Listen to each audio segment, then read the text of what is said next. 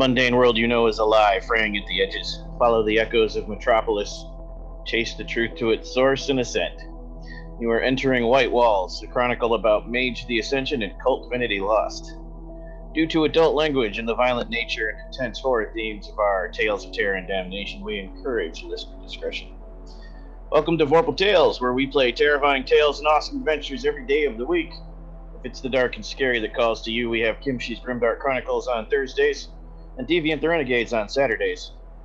If it's a bit of sci-fi intrigue that you fancy, we have Cyberpunk Red on Mondays and Tales from the Loop on Wednesdays. If it's fantasy you crave, we have Scarred Lands on Fridays. Be sure to check out our website, vorpaltales.com, to see our complete calendar, see recap of shows, and get the links to our past archive on YouTube. And starting very soon, podcast links. You will also find links to all our social media here and our Patreon. Be sure to click follow on Twitch so you can get notified of new shows, and if you check out the YouTube archive, be sure to subscribe and hit the bell. All new and current Twitch followers will be entered into a drawing for a free PDF of any of our past games once we hit 300 followers on Twitch.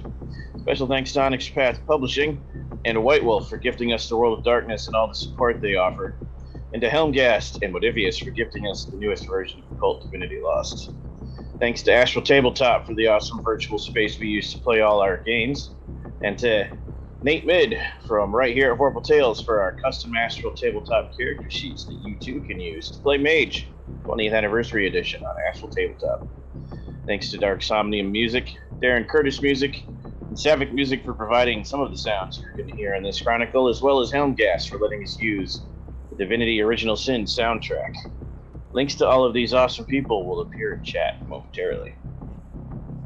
Awaken Seekers of Enlightenment, tell us who you are, as well as the name of your character in this chronicle.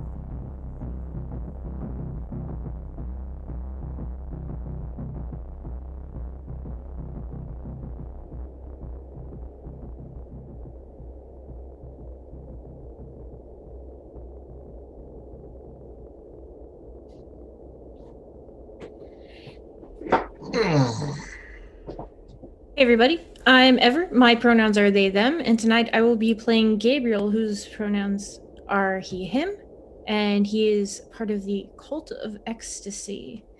And also, apologies because my mouth has decided not to properly translate things from my brain tonight, so this will be fun.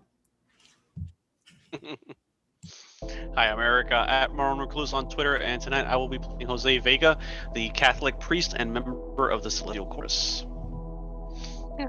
Hello, my name is Rachel. I am Stolen Fires pretty much everywhere. I'm currently under attack by gremlins, so if I pop in and out, that's why. And I'll be playing the Hollow One, Sophie.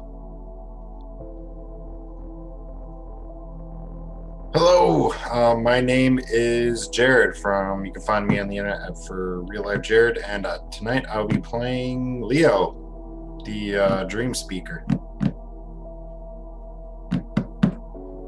Excellent. And now, we can have a brief recap of last session, the parts where you actually got to hear about your world and begin your chronicle.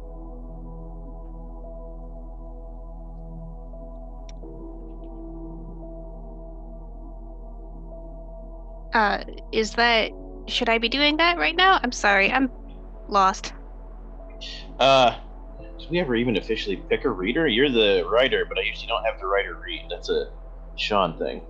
Right. I mean, I don't mind reading it if you want. let's have Ever do it. Yeah. It's either going to be you or Eric, so I'm going to let you do it. I shall. I do like reading the recaps. My brain just doesn't cooperate with writing them all the time. Let me get to it. Drum roll, please.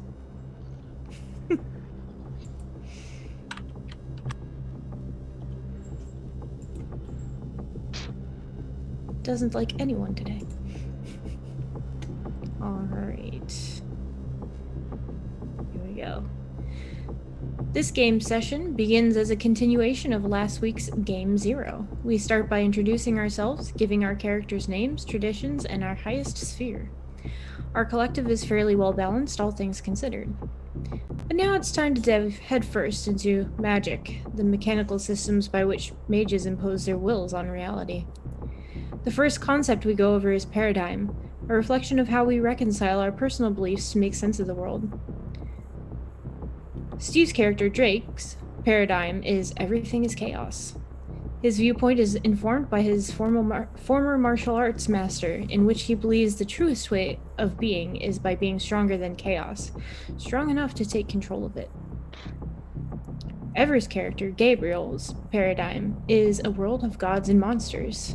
Gabriel understands that monsters are fighting monsters in this world, so a mage should take advantage of the chaos and make sure their abilities come from a good monster, not a bad one. Eric's character, Jose Vegas, playing a man of faith with the paradigm divine order, earthly chaos, who believes his magic is a gift that was nevertheless corrupted when it was given. He believes in maintaining contact with the Creator through prayer and traditional spiritual observances. Rachel's character, Sophie, is a rebel against heaven. Her paradigm is everything is an illusion, prison, or mistake. She believes we are born weak, but with an inherent spark of divinity within all of us. But jealous gods seek to suppress it. Power comes from overcoming mental and physical weaknesses. She interprets her avatar as a Gnostic spirit. Jared's character, Leo, his paradigm is creation is innately divine and alive. Everything is an aspect of the divine, with life and death and rebirth existing in a perpetual cycle. True magic comes from realizing your place within the cycle and taking advantage of that. He lives an extremely animistic existence, seeing life and sentience everywhere. Next up is practice, the shape of focus and the way a mage enacts their magic, whether that's prayer, literal power suits, or getting super into woad or ki. Drake's practice is martial arts, who practices Do, or the Way, which is essentially an extremely monastic existence. Gabriel believes in invigoration, about using intense ritual practice to achieve essentially feats of superheroism. Vega's focus is faith, a straightforward practice of prayer, blessing, and other orthodox rituals. Sophie's psionics is a mix of psychohistory, natural language programming, and the Chaos Mage's belief that breaking social rules helps free our souls from social constraint. Leo is an animalist who believes humans are simply highly advanced animals, and his practice involves borrowing or channeling animalistic traits. We then cover our tools, the tools by which mages impose their power on the world. Drake uses bodywork, weapons, and meditation. His personal instrument is his hand wrap, and part of its use is the specific method he uses to wrap it. Gabriel's tools are energy, symbols, and prayers and invocations. His personalized instrument is a Doctor Who spinner ring. Sorry, I had to do it. Father Vega's tools are prayers and invocations, sacred iconography, and languages. His personal tool is a metallic silvery cross in which his targets see their own reflections. Sophie devises some tattoos which reflect her tools of body modification and thought forms. We then move to spheres and briefly discuss what each one does. Tyler gives some cool tricks we can each do with our various spheres. After the break, it's playtime. Tyler quickly reminds us we have 4 games to revise our characters if something on our sheet seems discordant with concept. But now we move to Miskatonic Hollow, shamelessly stolen from Scion, Mythos, and Chris Spivey of Harlem Unbound. Spivey or Spivey? How do I pronounce it? I say Spivey. Okay. Midway through, Tyler giving us the creepy and kind of twisted history of Arkham, we get a Jared! Hooray! We establish that Arkham is largely and somewhat resentfully reliant on the students and faculty of Miskatonic University for its survival. Though MU offers a variety of liberal arts degrees, it also boasts the largest occult library in the world, perhaps all of creation. Why does the library have vaults? Our characters have their chantry in Arkham, supported by group dots. Our chantry has 4 dots in chantry, so it's manor house sized. We settle on a lighthouse / Miskatonic University satellite building, with a few convenient lies told about historical preservation and cephalopod infestations to keep mundanes away. No big deal. We have Node 5 located in the lighthouse lamp. That certainly won't attract undue attention.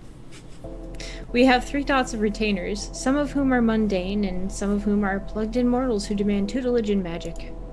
Our mundane servants are student interns, and even our plugged-in retainers are drawn from the interns we liked and decided to keep.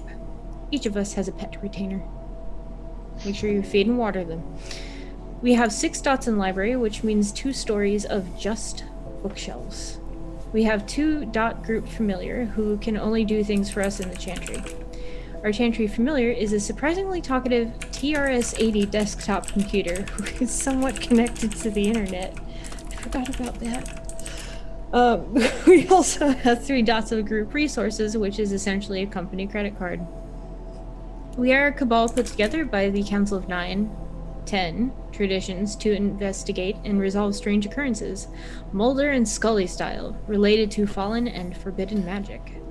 We have been together for coming up on a year. Sophie is established as the local anchor thanks to her upper-class Arkham family. We foray briefly into the storytelling potential inherent in legalized weed. We choose... Forgot about that too.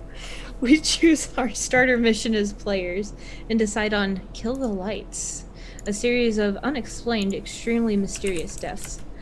We introduce our characters, Drake as a stereotypical SoCal beach bro, Gabriel wearing an assortment of meaningful costume pieces, Father Vega in his usual clerical garb, Sophie going full goth, and Jared arrayed in a fine collection of talismans. The episode ends with Sophie finding out the most recent death is one of her cousins.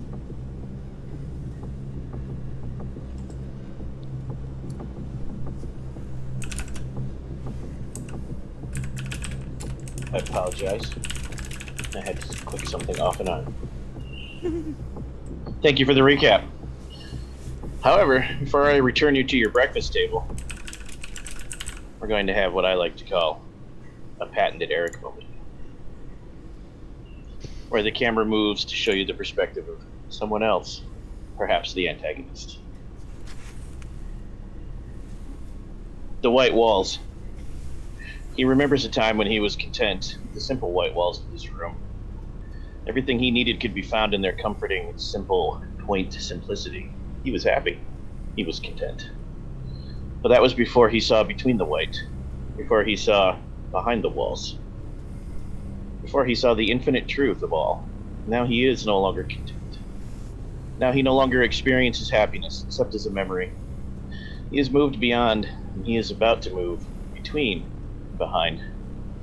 He sits in an old wooden desk, a simple thing, elevated to a status far above its origins by the ornate carvings and flourishes that ordain it. His papers are spread across the desk before him. His jumbled handwriting, wandering between half a dozen languages, fills every crack and crevice of each piece of paper, edge to edge. Some of the text is in ink, some is in pencil, some is in blood. His own or another's he cannot recall, and it matters not. Some of the text runs left to right, some right to left, some runs to the edge and then continues around the edges, creating a framework of words around words. Some of the scrawl is small to the point of unreadability, and some is oversized in huge looping whorls. None of the words make sense, not on their own. Like scattered pieces of a puzzle or fragments of broken glass. Each a part of a larger picture, but not all the same picture. Each a reflection, a refraction of the whole image, creating a dazzling array of meaning, lost in an infinite maze of enormous blank space. He is leaving these papers with them. He's not met them yet, but he remembers all his time he spent with them, time against them, time doing and undoing him and them in an endless mad dance. He remembers pity, remorse, trepidation, but he no longer experiences those things. They will find the notes. The dance will continue, and will begin. The Tarantism overcomes him. It is time for him to perform his next pirouette in this lacuna. He knows they will find the notes. They are far too pervicacious not to. Standing, he looks across the room at it. The crack in the tree of life, the whirling vortex between sublime wisdom and earthly passions. His eyes relay information to his brain, but there is a disconnect. Is it a large, eerie flower? Is it a shuddering, pulsating fungus? Before he realizes, he has crossed the room and is caressing its diaphanous flesh. It quivers and whispers into his mind. Ask, and it shall be given unto you. Seek, and ye shall find. Knock, and I shall open for you. The call folds open like an intricate flower made of flesh and crystal, beckoning him in. At the center of the opening yawns an abyss, an unmaking storm swirling earthly essence into an endless void. He ponders this manifestation of his own pan-dimensional unmaking. This gateway that allows him into a region of unreality no amount of umber voyaging could ever reach. The living gateway pulsates, flushes and writhes under his hand, inviting him with sweet, intoxicating fleshy scents, inviting him to the inversion, to the unmaking of his own soul. It glows with unsettling radiance, not quite red, not quite purple, not quite blue. It pulses with the absence of light. It promises all the secrets of the Clippa to him. He has already made this journey, he remembers it, and yet this is his first trip into the call. Paradoxically, he feels the emotions of remembrance, but also the emotions of anticipation and dread. He feels both a damp warmth and a bone-deep aching chill. He remembers stepping inside. Suddenly, he is inside. As the call folds shut around him, the searing agony begins. He feels a vertiginous sense of falling as he hurtles into the not light outside of time and space. He remembers watching himself scream. He cannot recall if it was pleasure or agony. Does it matter? He is inverted, unmade, and reconstituted. Suddenly the falling ends. He realizes he is on the shore of a bottomless ocean filled with malignant creatures. The sand writhes, soaked in blood as far as his eyes can see. His blood mingles here, but only a small pool in a sea of blood-red sand. He stands and sees owls, bats, and ravens darting through a forever twilight sky. Howls echo in the woods, full of lush plants and ever-ripe bursting fruits. Cries of passion, hunger, and despair echo across the land. He remembers this trip he is about to take into the realm of Nehemoth. He begins his journey to claim the first Clippets for himself. The rampaging growth of the forest ushers him into its dark folds as he passes out of sight and begins his Matonia.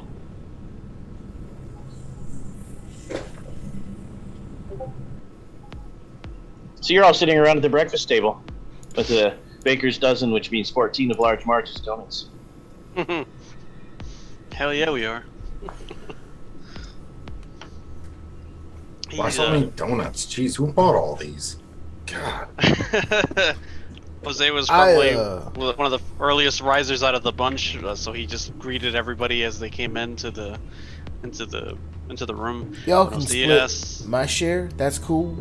I can't have carbs, so I'm gonna take these 10 eggs, and I'll just take like a carton. To be honest with you, I'm not a big fan of donuts, so no, I don't want it. Cool, man. Gabriel grabs a Boston cream, and then grabs a double chocolate, and then grabs a red velvet, and then sticks regular glazed in his mouth, and goes to sit on the couch. What? Jesus Christ! Are you gonna eat all that? Yeah. Sophie will split cake donut with sprinkles with Focia, her emotional support coyote. Speaking on another note, Sophie, how are you doing? We got some bad news. Well, Definitely family. yeah, I mean, we were close as kids. My mom's real sad. Oof. That was like her favorite nibbling. I didn't know you're supposed to play favorites with that kind of stuff. You can't when they're your own kids, but you can when they're other people's kids. Good point. People have favorites anyway. My condolences. Thank you. Bless you. Well, I don't know. I need some fucking coffee though. Do we? And what I'm gonna do is I'm gonna go to the nearest coffee and just start making a pot of coffee. Let's get this freaking day going. I'll You take look 2. around the kitchen for like 5 minutes, and there's no pot, and everyone's looking at you like, "What are you doing?" Because you walked past the Keurig like twice. Okay, I go to the Keurig and I freaking get the damn coffee. That's what I want. If you know, since you're up and I'm over here on the couch, can you make me like 1? Do I look like a servant to you? Like, seriously. Hold still. Jose will get up and I'll get Gabriel, and he gets up and he brings it over to him. Well, what is no, not you. No. Jesus Christ. Now I can't. Flavor are take you the gonna bring coffee. him? Cherry mocha- the cherry one that mocha he hasn't hazelnut? already, whichever one he hasn't already taken, amaretto or whatever. Cherry mocha hazelnut it is. Cherry mocha. I'll bring it over. Gracias, padre. Por nada. Enjoy. Well, who was the lady that came in and told us that your cousin was dead, may I ask? Was it a retainer? That's one of the students who works for you. So it wasn't. I'm very forgetful. I know. So. Well, If I may ask, how did they die?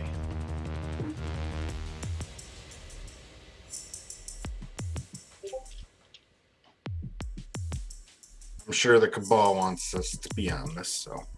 She has been shocked into silence, guys. Leave her alone. Oh, any of this? The only thing you were told was at the last tail end of the session was that your cousin had become a victim. That was it. I don't know nothing about these murders. Just what's in the papers so far.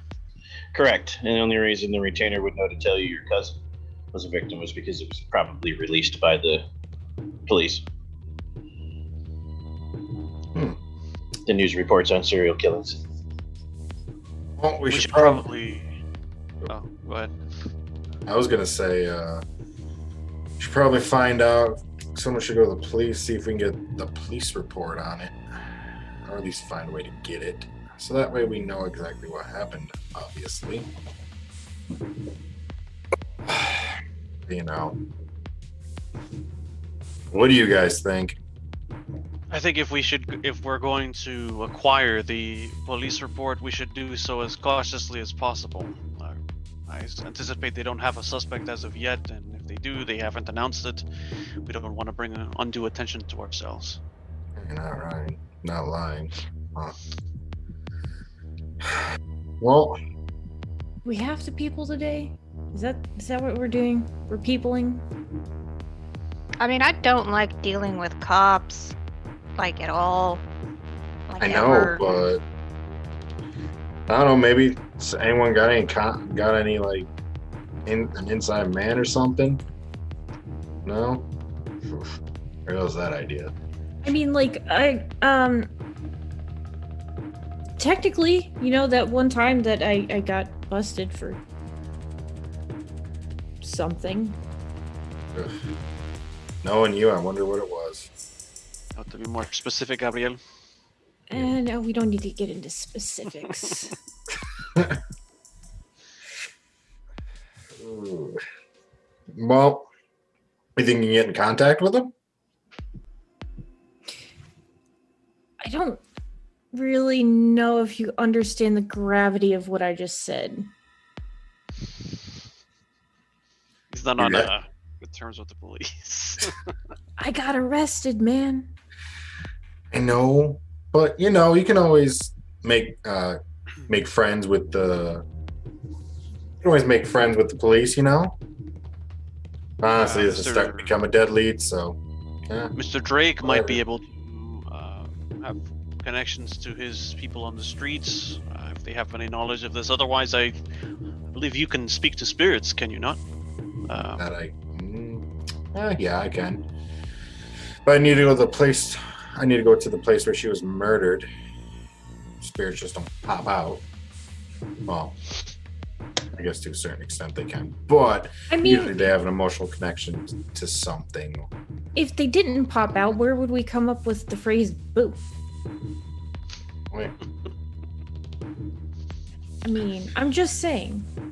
there is some relatively. I'm not being serious, man. Jesus. I You should mean, know me by now. It's been almost a year. if I have to, You cease to amaze me, Gabriel. if I have to, I can go to the cops, May not be Like- necessary. Yeah. cry a whole bunch. I think we should exhaust all options first before we go to the cops, because I don't like them as much as you do. I'd rather have them out of my business, but it seems like it's the easiest way to get the lowdown on what actually happened and where it happened at. Hey, you know what's Where- a novel idea is we've got a magical talking computer. Yeah, we could also, because this is in the news, which means a reporter probably has the police report. Ooh, that's a very good idea. I like it. And I can actually do. You're the. Go on. Oh, sorry. I was gonna say Sophie's the next of kin. If the press would probably be want to my- talk to her anyway. My aunt's next to. That's true. Kin. Oh, right. Well, either way, your Although she's family, probably wouldn't they? really upset right now. Wouldn't, Yeah, I could ask them. you could still probably get some sort of interview. Just say, hey, I got information on this, blah, blah, blah, blah, blah. Oh, Drake comes back in from the gym and his 10 eggs. Forgot the hot sauce. Jesus. You have like an iron gut. God damn. What you guys talking about? What's going on? Talking about our plan. Oh yeah, cool. What we got? Where we going? Point me in the direction. Gabrielle I can suggested help. we ask a magic computer for information. Magic computer. It's a good idea. I like that. Let's go. I thought perhaps contacting the next of kin, in this case Sophie's aunt, might be a good way to get information about what happened. I just kind of go up to Sophie and kind of awkwardly put hand on shoulder. Sorry for your loss. That's a tough one. Chin up, champ. Wow. I would want to punch you.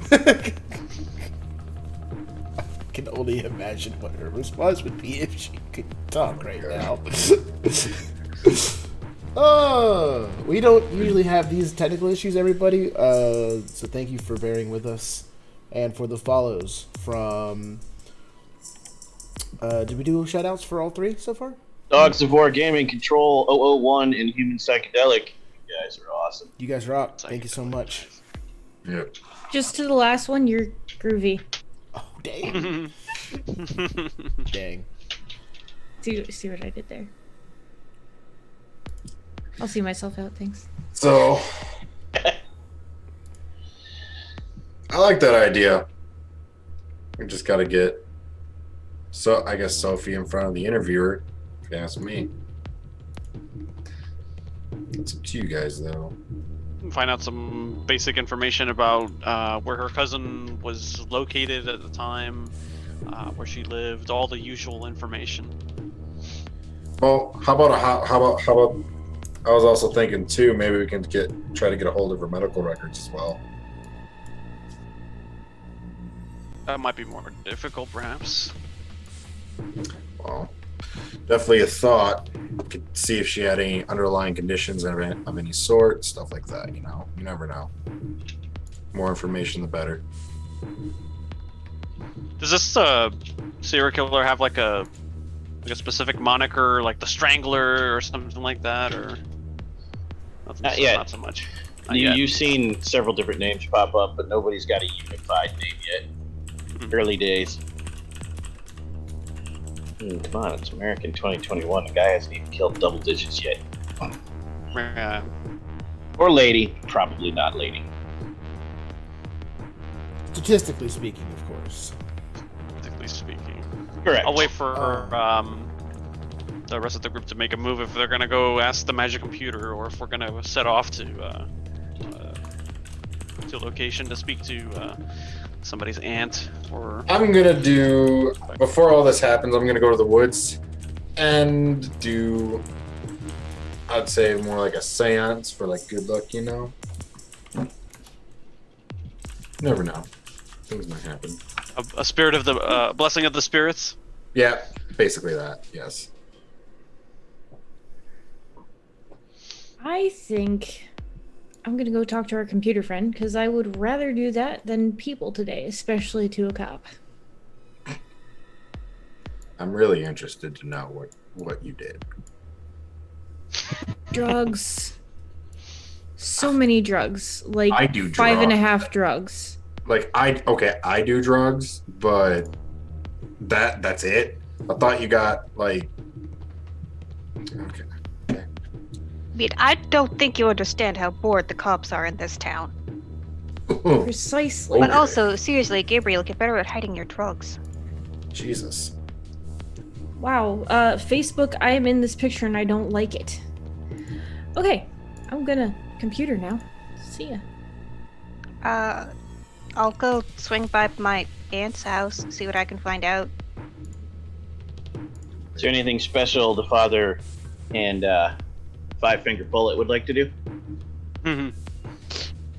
I'll accompany Sophie if she'll allow it. I'll just be there for emotional support for the family. If anybody needs a shoulder to cry on or something like that, I'll, you know. Oh, wait a minute. You're not going anywhere without me. Fuck, now I have to people. Yes. Ay, Dios mío, padre. Cráneo. Well, Five-Knuckle Bullet, I guess that means you're the one looking at the computer stuff. You're real good at that browsing. Yeah, man, I can look at this computer, man. It's cool. So this is the tappy tap part, okay, and this is the look at part. Cool, got that. All right, hold on. All right, Okay, Gabriel, hold I promise I won't let anything bad happen to him. You can stay. No. I don't know. Nope. As amazing as that would be, I have promises to fulfill. Also, I want to say I not really like blessing a spirit, but kind of trying to commune to the actual spirit that died, her cousin. Trying to speak to her in some way, shape, or form. That's why Might be better if you come with us then. Yeah, maybe you're right. I would know that. Yeah, I'll go with you. You will also have to people. Oh, God. All right. Exactly. Let's go. Certainly don't want to fucking talk to a pig. on. Hold on. www. I learned that. That's how you go to places on the internet. Dot. See, I'm good at this. Vámonos, Drake. Let's go. .com. Backflips. Show me all those sick backflips. You know, it's funny because he does this, but then when he looks up weightlifting tutorials and martial arts tutorials, he goes right there. I don't get it. Pop-up appears. Click here for sick backflips. Oh, hey, guys, I found sick backflips. Don't click it. Oh my God. Familiar, please make it stop. No, and then what happens is a bunch of ads just pop out. What happens if I click the sick backflip icon? Because Don't no one do it. physically You're gonna stops click it? me, I'm gonna click the sick. Don't do it. Don't do it, man. Oh my God. It takes you to a YouTube page. Oh, cool. But the URL is really weird, but you don't really know what a URL is anyways, so you don't care. Okay, All right, cool. I steal the mouse. Too late. You already clicked it. It opened. You noticed that like it opened a YouTube video, and the dude actually starts doing a sick backflip, then it rickrolls him. Look. But also, it opened like 30 tabs for some reason. Wait, I am going This is- to kill you. This is like Rick I'm gonna be Astley honest. doesn't do backflips. I know this guy.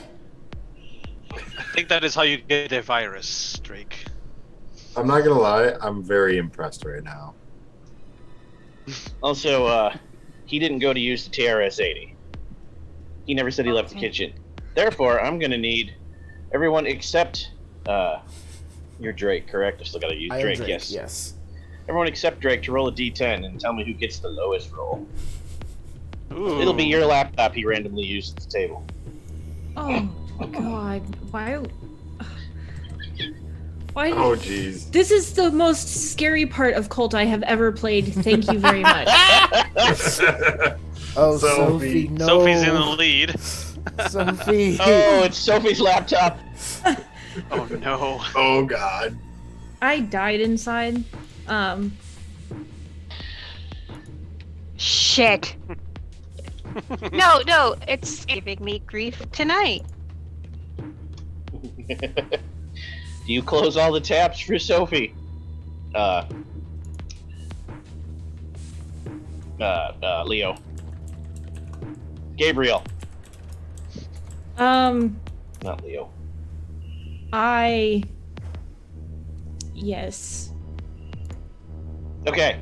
Gabriel starts closing the tabs one at a time. But before you can get to the last tab, it just freezes up and you're like, what's going on? And then the whole screen no. flashes and changes to ransomware. Changes to. Wait, I didn't hear you. Ransomware. We'll unlock your computer if you pay us 5,000 euros to this address. You have 48 hours, or we release all the naked pictures of you to the dark web. Wait, you had naked pictures on there? I don't even want to know. I didn't. don't. Wait, is this Sophie's computer? Yeah. Oh, okay. You do you, but I'd rather not see those, please.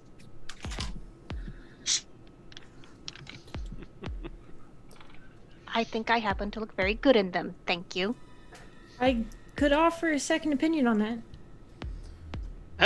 Sophie's, You know, if Sophie's you want. intern yells from the back of the house. Okay. She looks fucking hot in those. See? Damn. Okay. Okay. I nudged She Gabriel seems kinda after that proud of comment. this. Take a She's shot, like- bro. Take a shot.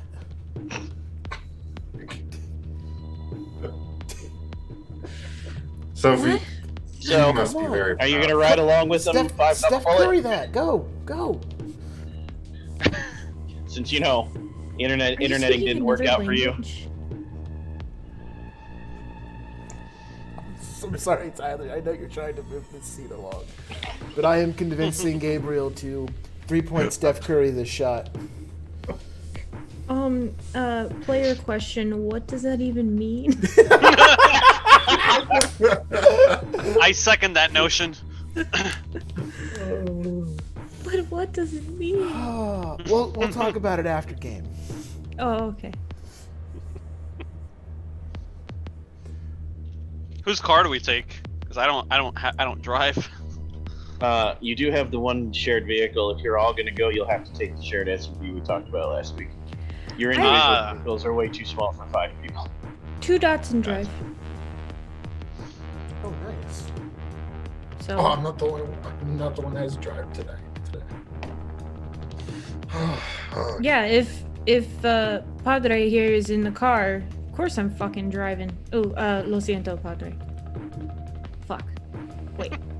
As you all file towards the SUV, and Gabriel is digging for the key fob. It's a blustery fall day, but an unusually stiff cold breeze blows across you as the last of you exits the chantry and closes the door, and you all look away from the direction the wind is blowing, so just get in your eyes. You all look towards a large oak tree on your property. Just in time to see the last leaf break off and fall to the ground. I don't believe it. A cloud slides over the sun. That's not ominous at all. No, not at all. Wow, okay. Why don't you just slap me in the face with it? Fuck. Officially autumn, I think. This is autumn on the East Coast. I'm from Southern California. Even though I have 3 dots in life, I've got like windbreaker and extra layer, and I'm dressing for extreme cold, even though I'm sure it's like 60. Well, it's actually pretty late in the year. It's probably 50. So yeah, you need 3 sweaters, man. What's a windbreaker? What's a windbreaker? Yeah, you wear shorts in the spring. We get it. We get it. Gabriel finally Is that an manages honest to question, dig like out from the Rachel? kebab. Oh no. No. I don't think I own a windbreaker. Oh well, right, because you were there, so you never actually need it. But if you're on the East Coast, I assume you need. You know those awesome jackets to go shoof, shoof, shoof? That's a windbreaker. Oh, like the cool thing that Bernie wears. That's a little heavier than a windbreaker. Yeah, a little heavier. We're getting. Tracksuit, vanilla material. Gabriel, are you driving or not? You got the keys? I'm Yeah, finding he's- the keys. He volunteered. Got God, the keys. Get the damn keys, please. Okay. Let's get this rolling. Gabriel finds the fob, and you all get in the car. So where are we heading to first? We gotta go. One of your retainers comes running out. It's Rachel's. Waving at the SUV to stop. Oh, Runs over to the nearest window to Rachel. Damn it. Knocks on the glass. what's wrong? Hands the laptop through. I made an appointment at Jack's Computer Shack. Glares at Drake. Make sure you drop it off along the way. Thank you. Be sure to do that. Oh, Oh. just Uh-oh. Oh. No. No. What'd you say? sorry about that. Oh, just pay the. Your internet will The not let her ransom, I don't deliver. care. There we go. Yeah. She Wait, looks at How you. much is the ransom? Hey, I She got looks a at you. mileage. Looks at the computer. Click. Still leaves you with the laptop. Runs back inside. The ransom was 5,000 euros, by the way. Yep. Okay. I just want you guys to know. She seems pretty confident. I gotta admire her She's for that. loaded. Your computer unlocks. There's no way they're gonna lock it again in a week and ask for more. None. Whatsoever. Yeah, but I could do a lot during that week. Oh, Who's sitting next to you? You can decide.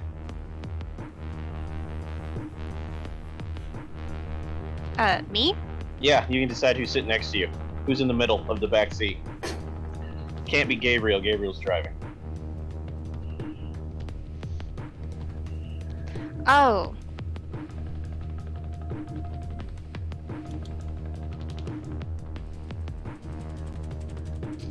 Nope, I I didn't can- hear what you said. I can sit next to her. You want to do it, Father? Okay. Yeah, I was gonna say. Sure. I think. Yeah. We can just. That's even better because they hand Sophie the laptop back. Vega. Okay. Sophie, they hand you the laptop back and you click on it and the ransomware thing goes away. And they set your background to a montage of your naked pictures. And the father's looking right at your laptop when it unlocks. He just like closes it, looks away, he's like, oh. Slap! I. Hey, Gabriel. You know, I work hard for this body, and I'm going to be proud of it. Damn right. Like I said, you got confidence. I can admire that. Thank you. You're welcome. lean into Gabriel from wherever I am in the car. Even if I'm like passenger side, back seat. Bruh, I think the father's making a move, man. You gotta hurry. Wait, okay, so let me get this. Let me just iron this out with you. Yeah, sure, man. It's not a specific person. It's everybody naked. I like to look at. It could be yours. It could be. Oh no, never mind. Oh God. Okay, I'm gonna drive now. Quit talking to me. All right, man. You think through that philosophy a little bit more, and you get back to me, man. You got this, and I'm just gonna bro slap his shoulder and be like, "God, you man, you got it. Good job. Chin up, champ." Oh, you're the worst. I love it so much. Okay, you pull out of the chantry and you head down the long driveway that'll take you to the university, which then is the long loop to the main highway. And about halfway there, you realize you don't know where you're going because it's not your aunt. So, I'm lost. It's not your aunt. I just got what you said. Oh God. Sophie will give directions. Okay. So, you gonna plug those into the GPS? No. Because I'm real suspicious of my laptop now. Oh no, I'm sorry. I meant Gabriel into the car GPS. I'm assuming you powered off your laptop. Yeah. Turn off the Wi-Fi, put it on airplane mode, like... can deal with that later. I was gonna say, we can just do a ritual when we get back and just really mess with these hackers. It's gonna be hilarious. No, that's my plan. It's gonna be so fun. I'm gonna get 5,000 euros worth of entertainment out of this. It's gonna be amazing. You gonna plug that address into the car's GPS, Gabriel? Indeed. So you plug it in and it pops up the route. Then it flickers and it remodifies the route. Yeah, that happens. Google probably found a faster route. Sure, it's fine. Sure. Does anyone know if computer viruses are transferable by, like, from computer to car? I don't even know how that would... You know what? Never mind. Forget I asked. We're fine. Everything's fine. I guess so. Well, can you just take us there? Like, come on. Damn, bro. Like, What I'm doing? Jose doing prays the for best I can. guidance. It's gonna be all right, man. You just gotta slow mean- down. If you want, I can pull over, kick you out, and you can get there yourself. I Oh, mean, like, believe it or not, I can. Okay, that's just. We'll just All right. go. Look, guys, everybody calm down. Everyone take a breath, okay? All right. Okay, we good? We good? All right. Breathing. Good, cool. Can you Real please have me to breathe? real harsh atmosphere in this car right now. All right, so let's just. Gabriel turns on some punk rock. Por favor, Gabriel. Jeez. Yeah. Look, Gabriel, at least you have some. He starts headbanging.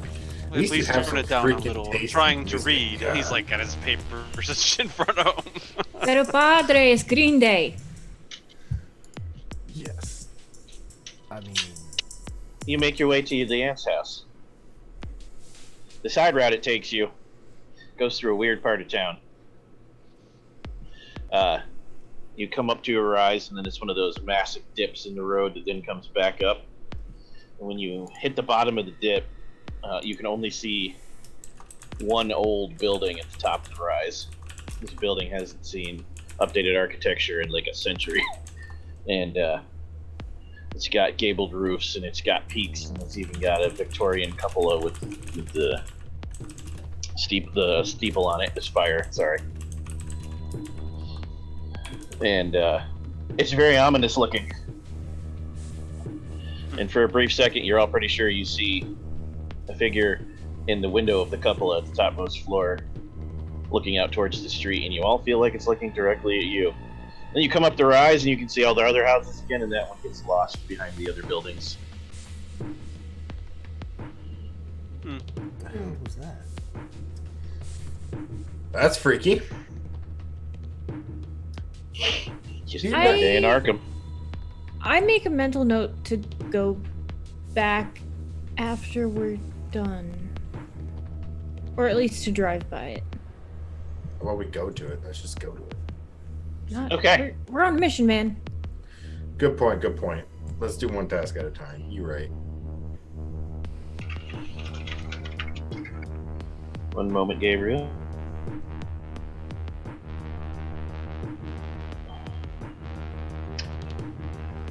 I just realized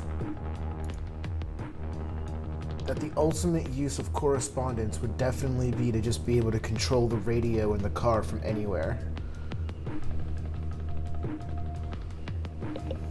That is Thank quite you for the that. That is definitely the ultimate. Yep. Thank you. Thank you. Thank you. Oh my god. I use will of not. correspondence. I will not be abusing this at any time in our story, I swear. Oh. Okay. You have marked down the address. So, you continue on your way. And after another 15 minutes, you arrive at the turnoff to Sophie's aunt's house. And remind us of your last name, Sophie? Oh God, did I ever pick one? I don't think I picked one. In that case, I'll supply it for you since we made you the connection to the town. Doman's a good one. Oh no, it's gotta fit the town. Fishman? Gilman. I think we've overused that at the show. Delaney. It's a good old Arkham stock name. Okay. So, you come up to the turnoff, and it says Delaney Drive. And you turn into the road, and you're all like, huh, is that your last name, Sophie? And then you all look forward, and you see wrought iron gates, complete with little filleted tips and gargoyles wrapped around them, connected to mossy covered stone brick wall, and you're like, huh. Because remember, you've known each other for a year, but you've never been to Sophie's family's house, how it homes. And through the wrought iron gates is a long meandering drive through perfectly manicured lawn. Mhm. Like the bushes are round bubbles and little triangles, you know. Yeah. And then there's a circular driveway that pulls around a giant fountain of what looks like an archangel stabbing a devil.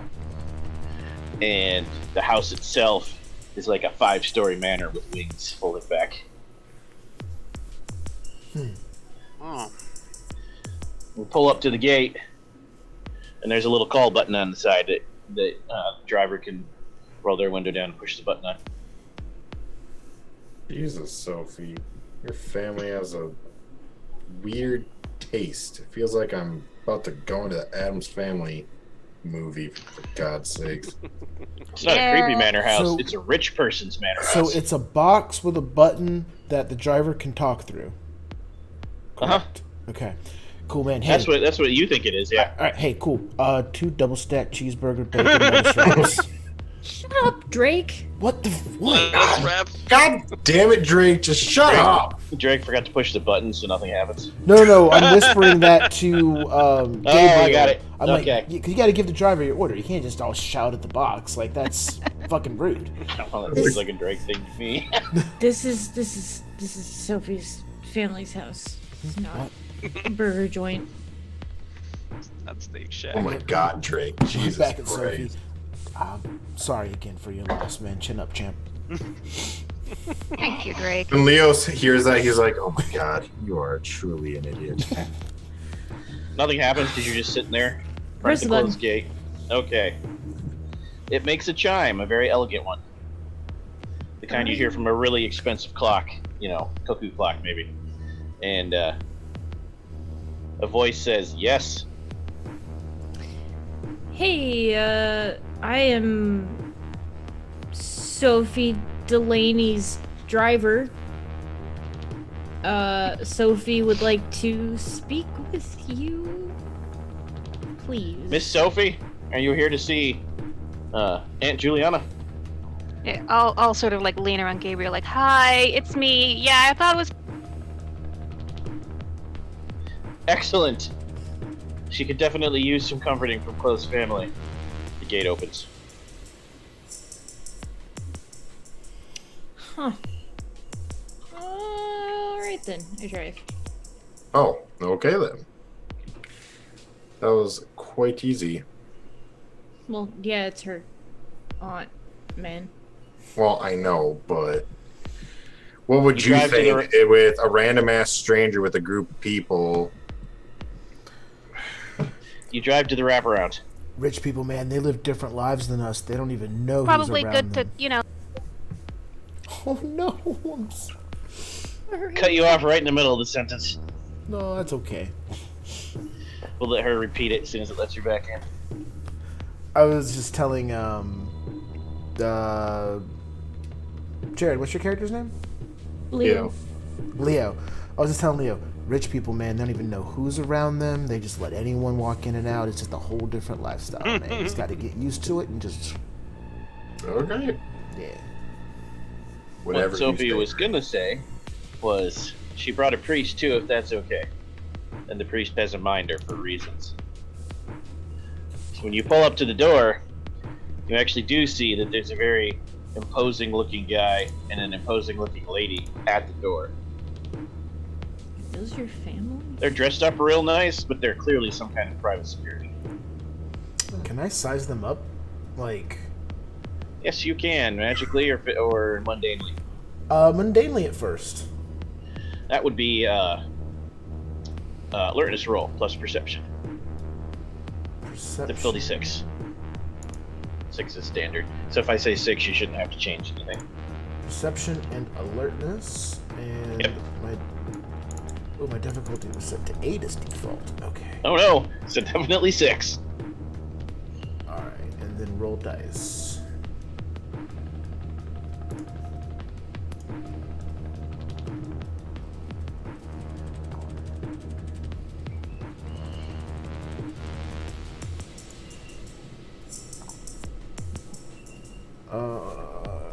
Give me a second, sorry.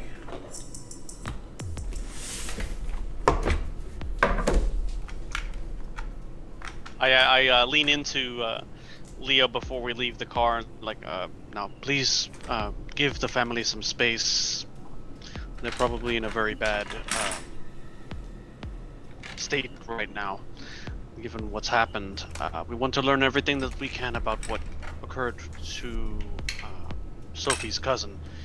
If we can get close to her room, perhaps, or if we can get close to anything that belonged to her, it may help you in speaking to her spirit. But I was thinking too there, Father. 4 successes. Bless Sorry. the room. I was 4 actually successes. Complete success. So, they are competent fighters. Probably not as good as you, and that's not just being cocky. Probably not as good as you. But they're good, and they're armed. Okay, armed and trained. Okay, cool. Thank you. I'm gonna go over to Jose and I'm gonna be like, I'm gonna tell him, I'm gonna ask him, I want to bless the house. And that's how I'm gonna disguise it, I guess. I'm gonna Want to consecrate the spiritual ground? blessing on the house itself. Kind of a protection, like a spiritual protection for them. As you pile out of the car, the female bodyguard walks up to Sophie. The male bodyguard does not move out of the way of the door. Kind of whispers to you, "Who's this clown? You never said anything about this guy." Pointing at Leo.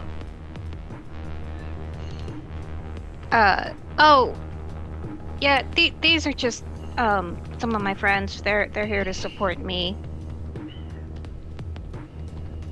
Oh, Buenas tardes. rude. I literally tell him. Wait, did I hear that or was that out loud? They're whispering. Oh, If okay. you really want to hear it, you can. They'll ignore you anyways. Well, if I do hear it, I'm gonna be like, rude. You're an asshole. They don't even look at you or acknowledge you exist. Consummate professionals. That's okay. All right, but you're gonna have to keep an eye on him. Your aunt is very distraught, and knowing look, you know how she gets when she's very distraught. Yeah, And don't worry, remember- he's housebroken. Remember, Sophie, you are a generational awakened. Okay. Meaning your How aunt is also awakened. cool. So I think my aunt will be understanding of like, hey, Aunt Joanna, here's my cabal. They let you in. Large, double oak paneled doors. Snarling lion knockers, whole 9 yards. The doors are carved all the way up and down. They let you inside, and it's a legit vestibule that opens up into a big, round, open room that has, the flying staircase going up to the second floor and a balcony surrounding the whole thing. Once you get inside, there's the legit butler. Ah, yes, Miss Sophie. This way, if you please. Yeah. I will follow. You follow the butler deeper into the house. Those of you not familiar with the house's layout, it's a confusing maze. To Sophie, they're taking you to the sitting room. And you get to the sitting room. Big, plush, oversized couches. 90-inch curved TV mounted to the wall. A fireplace. The fire's actually going. And your aunt, dressed all in black silky clothing, complete with the veil, sitting on the couch sobbing, surrounded by some other people that you recognize as a couple of your cousins. Not her children, but other nieces and nephews like you. The cousins rush over, and Sophie gets wrapped up in all of the hugs and commiserations and cheek kisses and whatnot, giving all the rest of you a moment to do something if you choose. Or just stand there quietly. Up to you. Ooh. Go ahead. Can I take a little tour of the house, or do I gotta stay where I'm at? Because that's most. You don't feel like they're gonna let you just wander through their rich person house as a total stranger, no. Gotcha. Okay. Could I maybe talk to some of the cousins? They're busy with Sophie right now. Gotcha. I guess come back to me. Okay. Some very nice cedar wood in the fire. You can hear it popping, and the smell is very refreshing. Well, that sounds nice. It's very comfortable in here. It's very toasty. I have something I'd like to do. Okay. Is that like a general kind of like awake area that's open or anything like that? Is this? This doesn't look like a wake. It just looks like a family was here comforting their aunt. Okay. You do have immediate questions, so here's the uncle. That's not for me to ask. I'm looking for any food they have out. Is there like a cold cut platter that maybe someone brought over? There is no food out in this room, but there is I'm ornate... not trying to go into anywhere that's closed off, or I'm not even trying to be sneaky about it. I'm just kind of looking around, just you guys have a spread There is an out or ornate anything? silver tray full of teacups. With a pot in the middle on some kind of warmer. Wait, what? There is an ornate silver platter full of teacups. With a pot on a warmer in the middle. There's no food, though. Is this for everybody? No one answers you. They're Drink, all busy por talking favor, to Sophie. please. Really? That's really more important. Your stomach. Give me an alertness roll. Another alertness plus perception before you pour the tea. I'm gonna die. 3. Okay. So there's a sectional sofa in here. Okay. Brown leather. Okay. Not an antique, but definitely one of those big, old-timey, huge, cushy, sink into it, can't get out, Sean cushions. Nice. Yeah. Okay. Wraps around in 3 parts. You can fit 20 people on this. Oh my god. It's actually set down into the floor, so you walk in and you look down at the couch. So your back is at ground level. Real fancy rich people setup. Wow. The floor is black marble with white veins going through it. Wow. The room itself is probably 100 square feet. It's got pillars in it, with a flying 40-foot ceiling. It's got those windows where you're always like, before we had electric curtain closers, how the shit would you open those curtains? One of those kind of windows. Okay. Mm. You need a ladder to get to the curtain. Yeah, and the hook system. Yeah. Gotcha. All right. The fireplace is double-sized. Oh, And those are there so are- cool. There are easy chairs to the right and left of the fireplace. Bookshelves in here, the TV, an entertainment center, various electronics. But then you notice, it's not hidden, but from your perspective, it's tucked away behind one of the giant overstuffed easy chairs. Mm-hmm. Yeah, that's definitely a minibar. Oh. I look at the tea. And I see the mini and I'm like, okay, cool. But I take the tea over the alcohol. The body is a temple. It smells vaguely. I hate I said it that way just for you, you so much. on purpose. Of cinnamon and a flowery smell.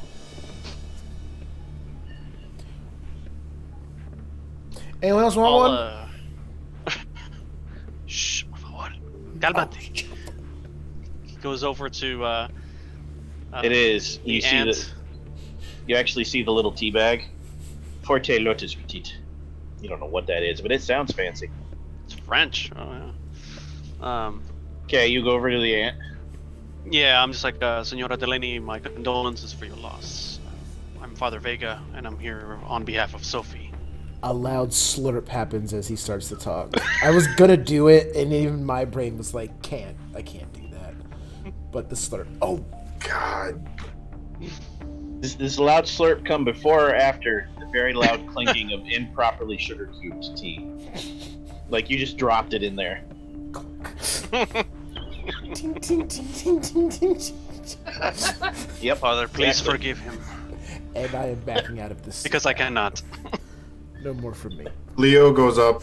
Well, obviously, Leo's gonna go up with Father Vega, and he's gonna say, "I apologize for his actions. He's not the brightest bulb in the shack, as you can tell. But I'm deeply going to sorry need- for your loss." I'm going to need Drake to roll Arete. Oh my God. What? No. That acts as your supernatural resistance trait. You just randomly drank tea at a mage's house. What did you think was gonna happen? I just click Arete? Like it's if you were rolling a spell, but you're not. You're resisting other magic. So I just click the button, right? Yeah, it should work if you do that. Yeah. Oh dang! Hey, baby, All love right, you. I got 2. 2, not bad. Not good enough though. The max we can have is 3. Which is what you would have needed to resist the effects of the tea. You would have gotten 2 if you would have rolled a 10, though. I think that's how that works, right? You roll 10s 10, you get- explode. That's correct. Or Can you 10, spend 10's double. Correct. Can you spend willpower on Arete rolls? He could have, but he would have had to declare it in advance. So Can't be retroactive. We're doing willpower in advance. Got it. Okay. Yeah. You can spend willpower on basically any spell-related roll as long as you know it's coming. You can't use willpower if you don't know the thing's coming. Okay. Except in limited circumstances like mind control. You immediately feel giddily euphoric, but not like you want to giggle and laugh and dance, but like you're just cool, man. Everything is just... It's like being on ecstasy. Oh shit. Obviously, it's meant to keep the ant calm. Oh. But for you, since you are already in a good mood, it has like a super... what's that called ever? When you're manic and you go up? It's a word for that. Upper? I can't think of it. I'm not really sure. I'm not what- sure what either. But that like Hyper? that chemical euphoric feeling. Right. Yeah, I gotcha. Just. Da-na-na-na-na. I Extreme happy emotions for no good reason is what I'm euphoric. saying. Ah, Euphoric. Yeah, the reason I said manic is because there's no trigger. It shouldn't be happening. It just is. It feels unnaturally happy. Well then. So, back to Father Vega. She looks up at you and she takes your hand and pats it and says, "Thank you, Father." She makes eye contact with you. Her eyes are silver. Just silver. Just solid silver. Like mercury. That's different. Okay. I try not to stare. It's like, When the rest of you look at her, including Leo, it's just the white eyes of a blind person. You don't see the silver. You just see, the whited over, like when your eyes, like if you had 100% cataracts. have I seen that before with anyone? No, but you could make an awareness roll, awareness plus wits, to see if you can sense what it is. Awareness and wits. You got it. All right. Standard difficulty 8? 6. 6. Okay. 6 is standard. It's probably set to 8 because we usually do Chronicles. Okay, gotcha. Do I notice the father's reaction? I don't know if he does react. Depends on the I got result of this 6 roll. successes. Holy monkeys! All right, that's a critical success. You realize that it's an overload of quintessence. This person is a master of crime like you, but like they have filled their pattern to excess with quintessence. So you're seeing it because you can connect to that resonance. It's magical resonance. Interesting. That is And interesting. because you got a critical success, it tells you something else. It tells you this is like drinking alcohol when sad, except your drug of choice is quintessence. Oh. So that's how she's coping with it, is just by drawing it all into her? By getting drunk or high on quintessence like an addict, yes. Is that a thing? Like, do I know, like, Yes. people can become... Oh. I can assist with whatever you need, my lady, whether it has to do with your daughter or with the consequences of losing a loved one. I can assist as well. And he kind of like... I don't know if there's a way that he can signal to her that he has that sort of ability, or if she... Or There is. I guess I would... Yeah. That would I don't be know if she- expression plus your choice of social role. It can't be. You could use persuasion or I'm gonna say the wrong words. Don't say the wrong words, Tyler. Look at your Manipulation? sheet. Charisma? You can use either.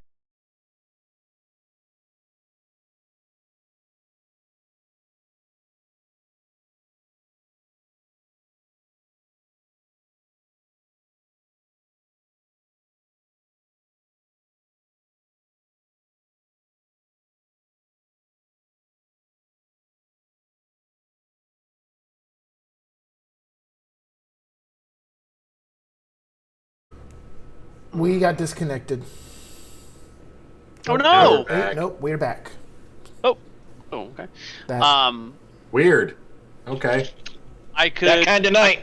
Damn gremlins! sorry, everybody. We've got... Yeah, thank you.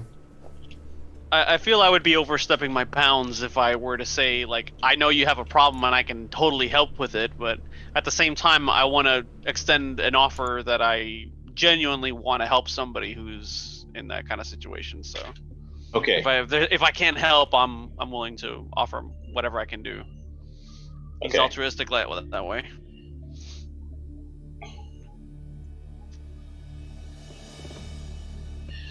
She understands and accepts your message, which you can read from her body language, but she doesn't verbally say anything.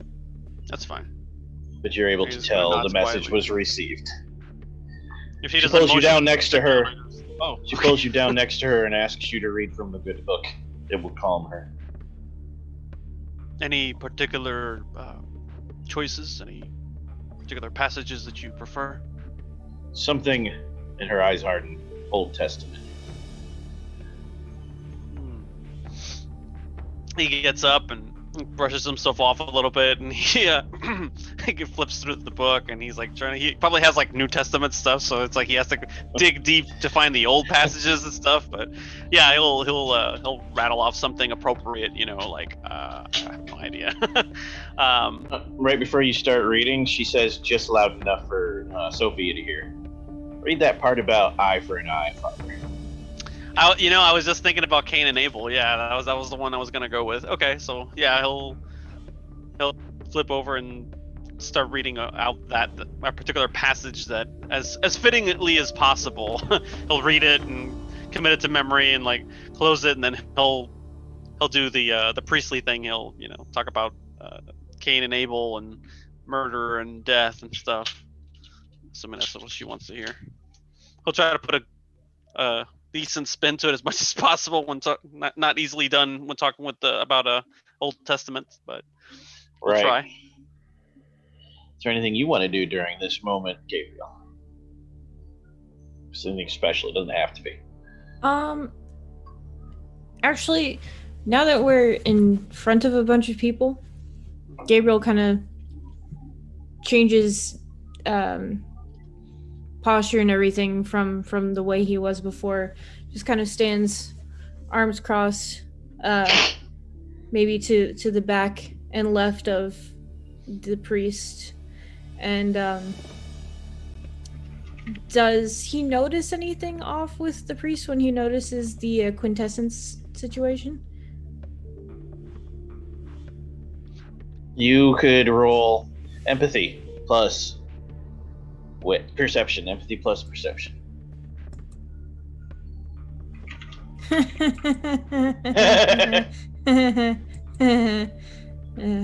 Difficulty 6? Yep. Had to change it. It was 8. Strange. Curious. 1. Oh, 1 success. Damn it. You think that he's just concerned for her well-being. You can't quite figure out why, though. Something about her concerned him. You don't know what. Oh, okay. Well, in that case, I will just continue to stand just to the back and left of Senora Vega, and just go really quiet, which is, in back home, sassy mouth all the time. So. Okay. Work mode. Sophie, you pick up on that message of eye for an eye, and your cousins are whispering to you, she's overdoing the sauce again, by which you know that means quintessence. There's a node in this property. Not as powerful as yours, but a relatively powerful node. And you now have 10 minutes to figure out how you want to react to that, because it's time for our break. Because the scene will move to Sophie as soon as we return, so don't go anywhere, audience. We will return at 10:40 Eastern Standard Time. I was actually... Okay.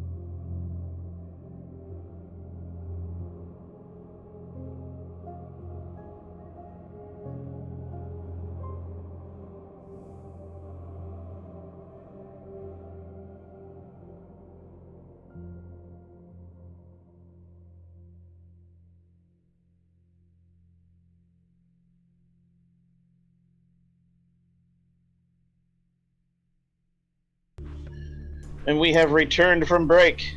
Bear with us while our fearless producer fixes the cams and gets a cover up for Rachel. We're going to try Rachel audio only, since it's going to be her scene and we don't want it to freeze up and make her sad. We don't like sad Rachel. We like happy Rachel. So, you are now all aware, because the father picked up on it, and Drake got high on magic juice, that obviously there are mages in this house.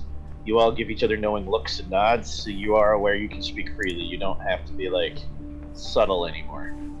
So before we hand the scene to Sophie, I believe Leo wanted to do something. Yes. I wanted to go up to the aunt, and I'm going to ask her, your house is a very beautiful house, and I would love to kind of take a tour of it, if I could.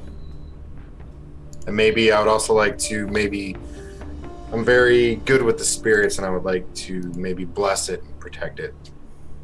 In a spiritual way, of course, like a spiritual blessing, if that's okay with you. Alexa, one of the cousins turns. Why don't you take him to Genevieve's room? Okay. I go with Alexa.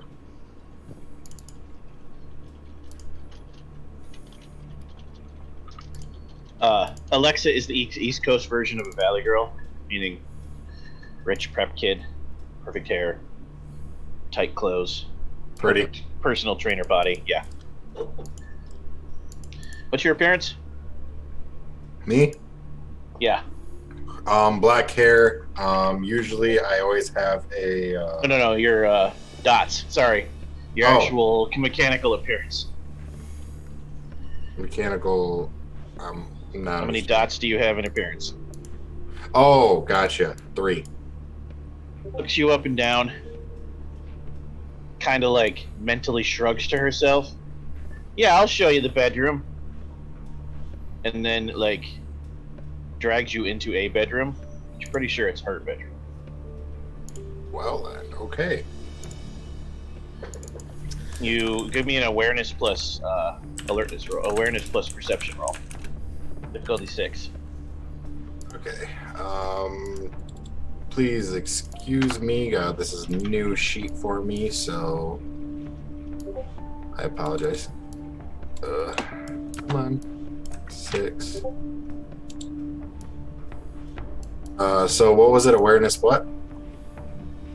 Plus perception. Awareness plus deception. So, fuck, I had no awareness. And then perception, it's going to be 3 dice. So, do I just click it on this sheet, or? Yep, same you do the other sheets. Check them both and hit. Roll dice. Oh, okay, gotcha. And I just zoomed in. There we go. Perception plus awareness. And then press roll dice. Gotcha. Sorry. First time using this sheet. And I got a 1 success. You don't know how or why, but this chick is definitely high on something magical. Wow. Which means, like anyone high on ecstasy, she would like to bone down with you. I don't know. I guess I'll play along for now. It's not like yes, I'll play along with the I'll play along for now, but we kind of have all day. How old is she? I was gonna point out that he hadn't asked. Thank you, Sophie. You look her up or down? Perception plus alertness. No. Subterfuge plus alertness. Or perception, I'm sorry. Perception plus subterfuge.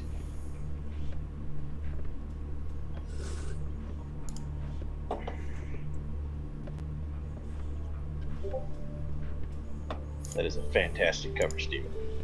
Good cut.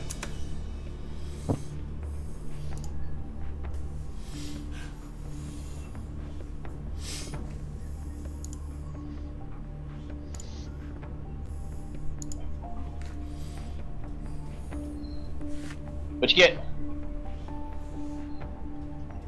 Who was rolling? Jared.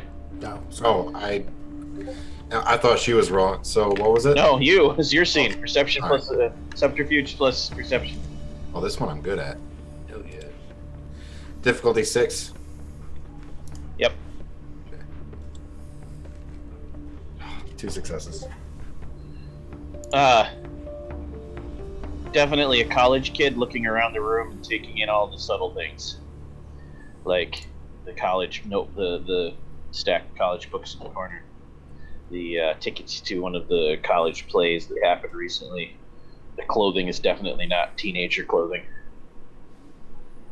So I'm gonna be a little bit Meaning I'm legal, but Okay. if you're like, I don't remember how old your character is. If you're in your 30s, more than 10 years younger than you. No, I'm not in my 30s. I'm Okay. I'm around 20. I believe at 23. That's what I have them at. Anyways, but I'm not going to necessarily get down with that. What I am gonna do is I am gonna play along though, and then right when I do it, I kind of stop her and I'm like, "You don't get anything until you show me the house. I want to see her room." That would you. Okay.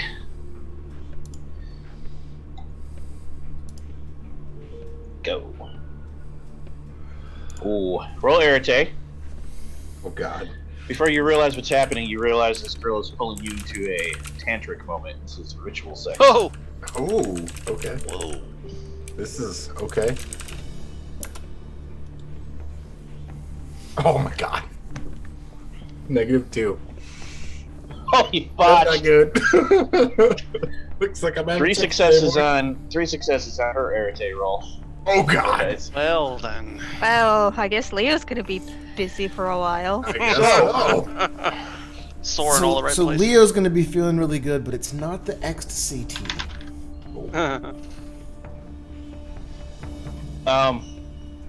So it wasn't mind control. She's not raping.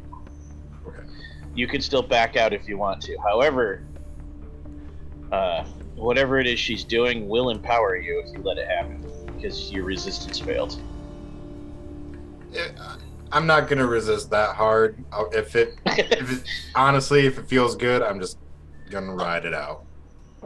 Well, it does. Probably one of the best times you've ever had. Magical sex is best sex. Just remember to use protection. Sounds good. All right. Steve never I'm gonna put fall my all apart. into It's it. amazing. Gonna put your all into it. Okay. So, back to Sophie. The scene is yours. Okay. You watch them leave and you sigh to yourself, knowing exactly what Alexa's about to do. Leo could use it. Help him chill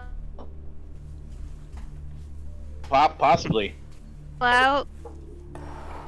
Quite possibly. Yeah. Sophie will Sophie will go over to her aunt, give her a hug, and just sort of whisper like, "We're going to find who When you do, did this, bring them here. if I can." If you need my help, you know where to find me, child.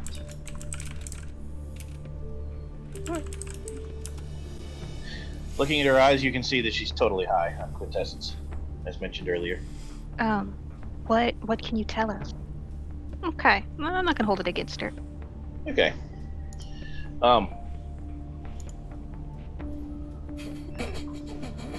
Roll manipulation plus empathy to see what you can pull out of her. What? Anything? What happened?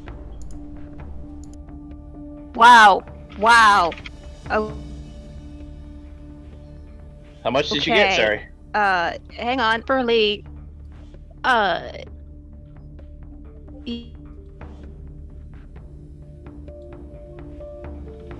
yeah, roll, let's see, 1d10. That's a 1. Nice. 1 dice. I like it. No, I rolled a 2. I rolled a 2 on 1 dice. You got. Oh, nice. All right. 2 successes. She tells you. No. I got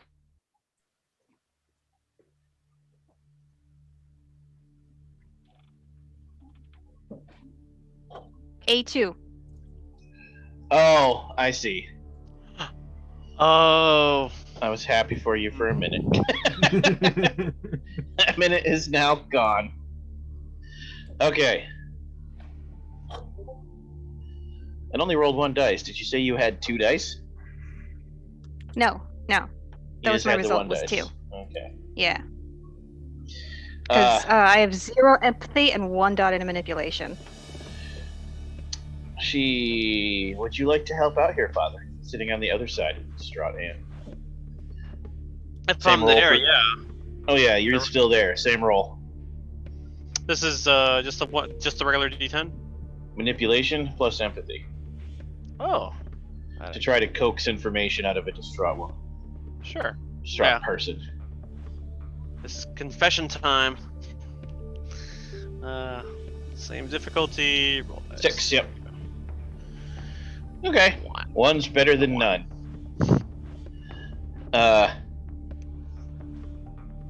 Who would do something like this? She tells you all she knows. She is clearly distracted and in deep grief and high, so maybe more to get, but this is the best you're going to do for now. Yeah. Genevieve met a new girl. Was very excited about her because she was really into this girl and this girl was into her. And they had a whirlwind first week of casual dating before they were going to go on their first serious date, which was going to be this new girl was going to take her out to a nice show, treat her to a fancy dinner at one of the upper scale restaurants. You know, first serious date that isn't just hanging out or watching movies or something. And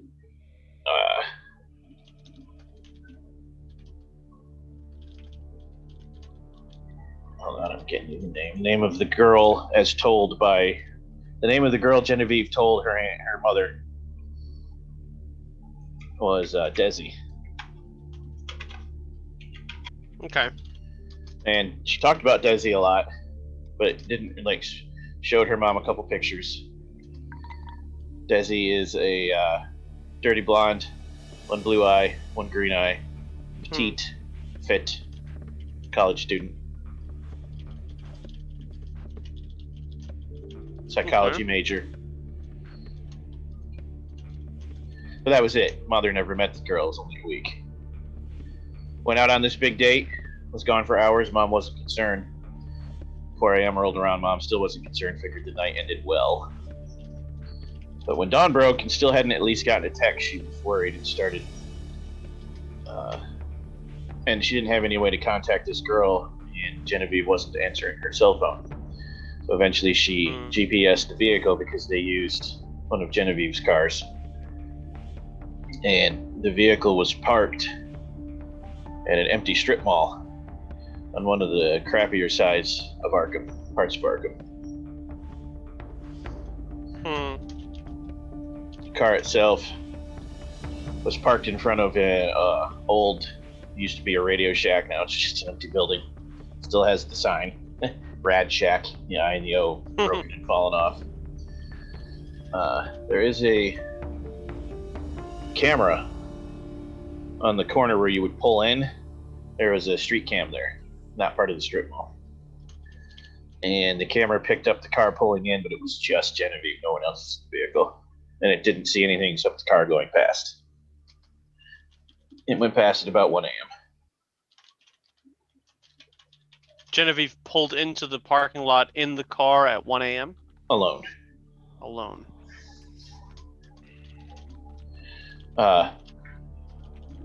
It did catch one other strange thing, the security camera. Once, about 10 minutes after the car passed the camera, the shadows changed, meaning whatever lights were still active in the strip mall all went out at once, didn't come back on. Police checked out the car, found no evidence anyone had been in it the entire night except Genevieve. Police looked up this so-called Desi. School has no records of anyone with that name or any variation of that name in their psychology department. And when Mom said check the cell phone for pictures, of course the cell phone couldn't be found. When trying to track the cell phone, it was apparently completely off because nothing happened. Not just like in sleep mode, off. No power.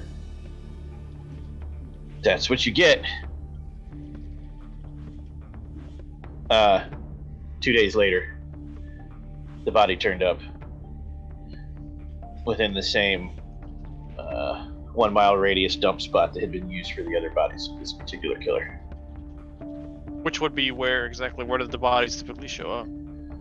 Forested area owned by the city outside the airport. You know, the airport always has like big woods around them. Good dumping spot for serial killers. No one ever goes to those spots.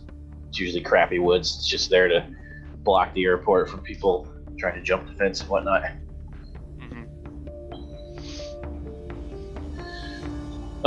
Not even that far off the path. It was a jogger who found it following their nose. Terrible smell. Did Jenny go to college? Yes. Is that how she supposedly met Desi? Yeah, they were both psychology majors, according to Genevieve. Mm-hmm. School has no record of this girl, by the name anyways. And without the phone, there's no pictures. Right. Although Mother did say, check for heterochromatic students, just the eyes. Nothing special. There are students in the college that have heterochromatic eyes, but not in the psychology department. I was actually just thinking that was just a glamour, but she might have put on herself to differentiate herself from everybody else. Exactly. Quite possible.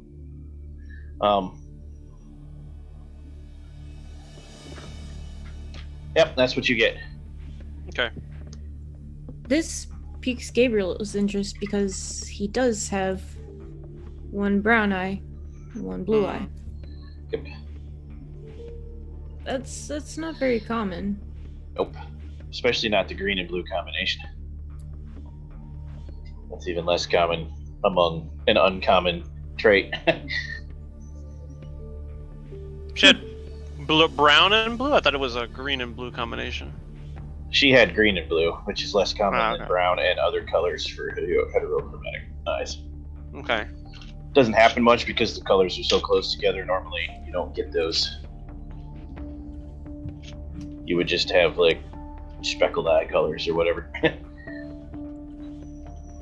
May we? One of my colleagues wanted to look at some of Jenny's things. He's a spirit talker. He may be able to coax some details that we may be missing here.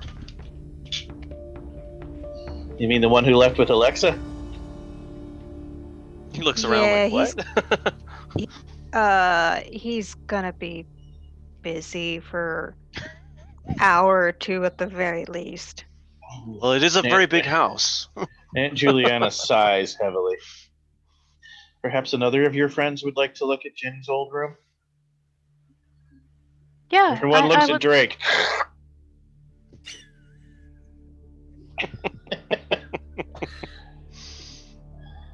Go ahead, Sophie. Yeah, I will. If you don't mind. She would rather you stayed and comforted her. Okay. Yeah, I will remain and comfort. I'll be like, hey, Drake, you busy? Nah, I'm good, real good. What you doing? I don't know if Drake can help. Gabriel, do you mind? What do you need me to do?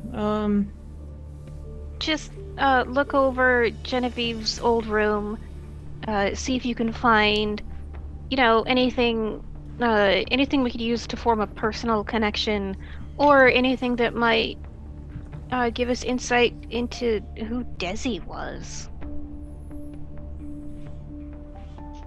Yeah, I can.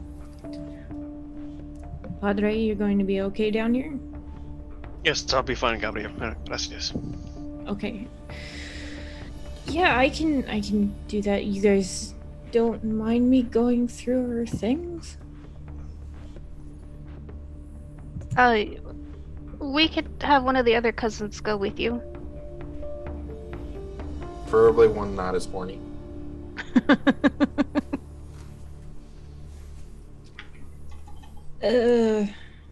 Sure? Yeah, sure. If I have to. A different cousin comes to escort you. His name's Randy. Not because he is Randy, because it's short for Randolph. Because they're fancy people. No, he's a perfectly ordinary fellow as far as that goes. Y padre? Leo es en un tour diferente. Explain.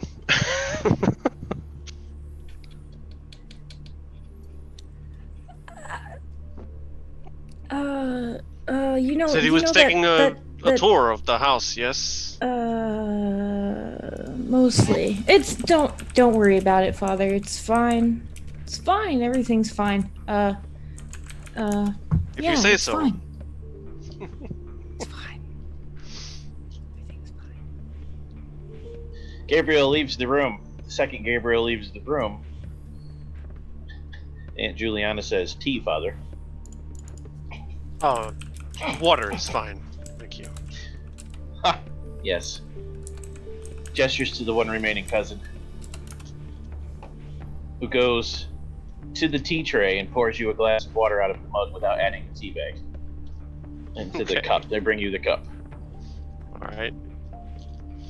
Sips politely. Roll Arete! Ah! As soon as Gabriel leaves, man.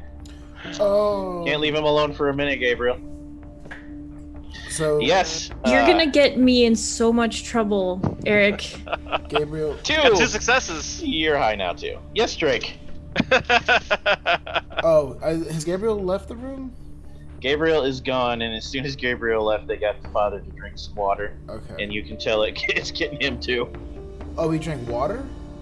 It was the water, not the tea bags. Oh, interesting. So It I'll, came out of the same mug, the same. so teapot. can I either use life, matter, mind to just kind of like rewrite and just get rid of this high? It is, in fact, a mind spell, so you could counter it with your own mind and magic, yes. And that's my weakest fear. Do that. That's your what? That's my weakest one. I only have one sphere. So, if I'm remembering this, okay, is it milk or orange juice for ecstasy? Can I have a glass of milk, please? The cousin says, "Follow me," and takes you to the kitchen, Okay. where you immediately forget about the milk, because this kitchen, like, the stove is an island, but it's also like a confectionery oven, you know, and it's got like the cutlery and the pans hanging from the ceiling, and the big stove and cutting area made out of marble. It's not formica, and like endless counter space, and the biggest fridge you've ever seen. He opens the door to get the milk. It's just loaded with food. Make such a fucking sandwich. Actually, do you mind, like, real quick?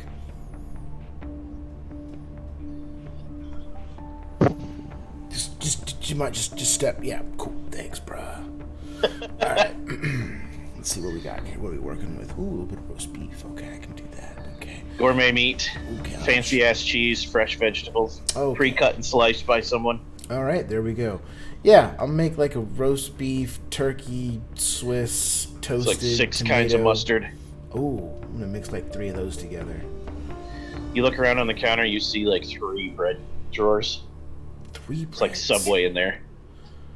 Ooh. Yeah, and it's like the fancy organic mustard. Like, there's no Frenchies in the yellow bottle here.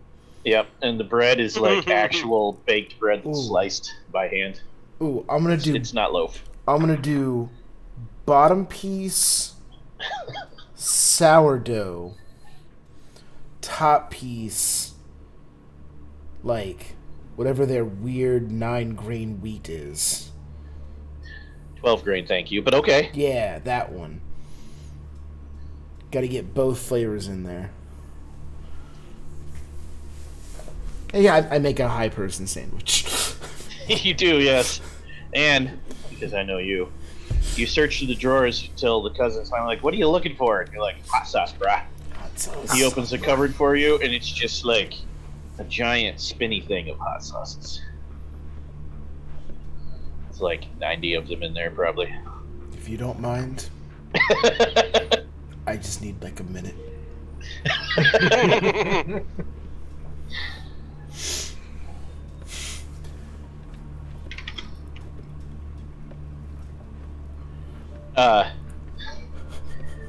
You managed to make such an amazing sandwich. You feel a little better now. Good. A little good. more yourself. Okay, perfect. Thank you. Although I do have little stains on each of my fingertips where I dabbed out a little bit of each hot sauce to try out to get the flavor. Your ring finger is still numb. Shit. Ooh, that's a good one. Okay. So, returning to Gabriel. The cousin takes you up to Genevieve's room, and you go past a room with a closed door with sounds coming out of it. The cousin rolls his eyes.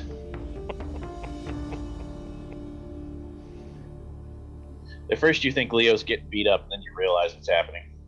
You can react or not. You know, if she'd have known what tradition... Never mind.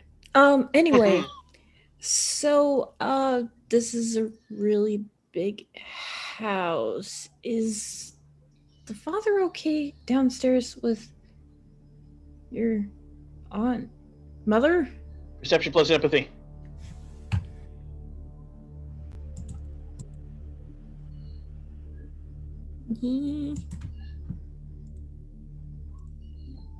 Oh, 4 successes.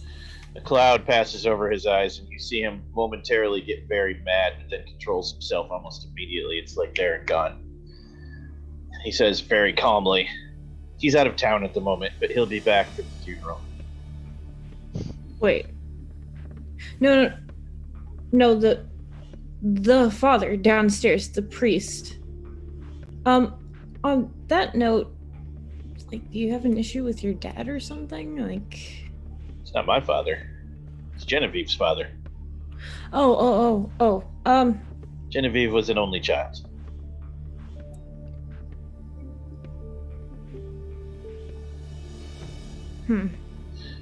Clearly there's something going on with Dad there, at least in the family. You don't know if it's connected to any of this. It's interesting, no.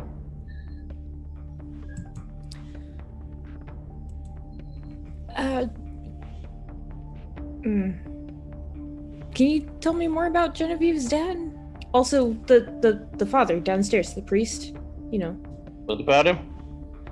Huh? The priest. What about the priest? Is he gonna be all right downstairs with your aunt/mother, whoever is that relation of yours? Why wouldn't he be okay? Well, no reason. As long as he stays away from the tea. Excuse me? The tea. My aunt spikes it with some magical juice. It keeps her even, so she doesn't have a breakdown. So, what happens if you don't have emotional issues at the moment and you drink said tea? You ever drop triple molly? Once or twice. Yeah, it's like that, but more. Oh, he'll be fine. Might do him some good. He hooks his thumb towards the noisy room. That's what's going on in there. Do you have a to-go cup? Looks at you real weird. Not up here in the bedrooms. Well, no, obviously. Well, Okay, so anyway, yeah, Genevieve's dad, father, feel like a real scumbag or something? Like, what's going on there? Manipulation plus subterfuge.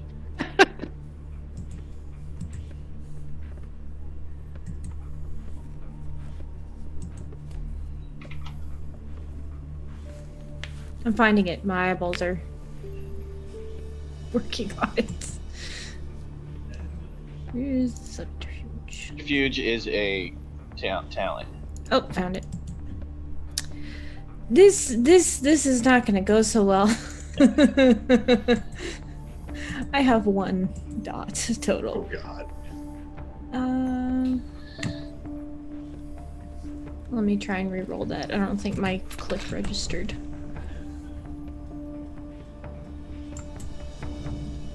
There we go.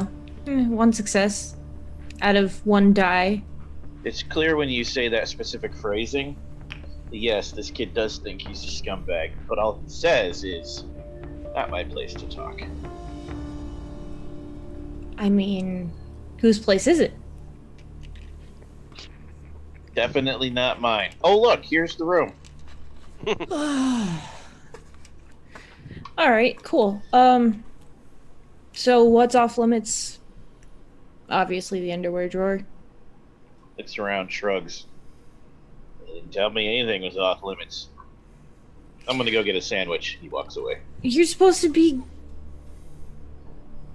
I mean, if you want an item that, like, you have personal connection to, the underwear drawer might not actually be a bad place to look. It's not like people share theirs. Oh my God, Rachel. So, back to the kitchen real quick. Sandwich man, you had a thing. I did. So make use of one of my weird traits. As I'm starting to kind of munch on this sandwich and getting a little bit more of my bearings, but also still in that, like, still a little bit high phase, you know? Kind of.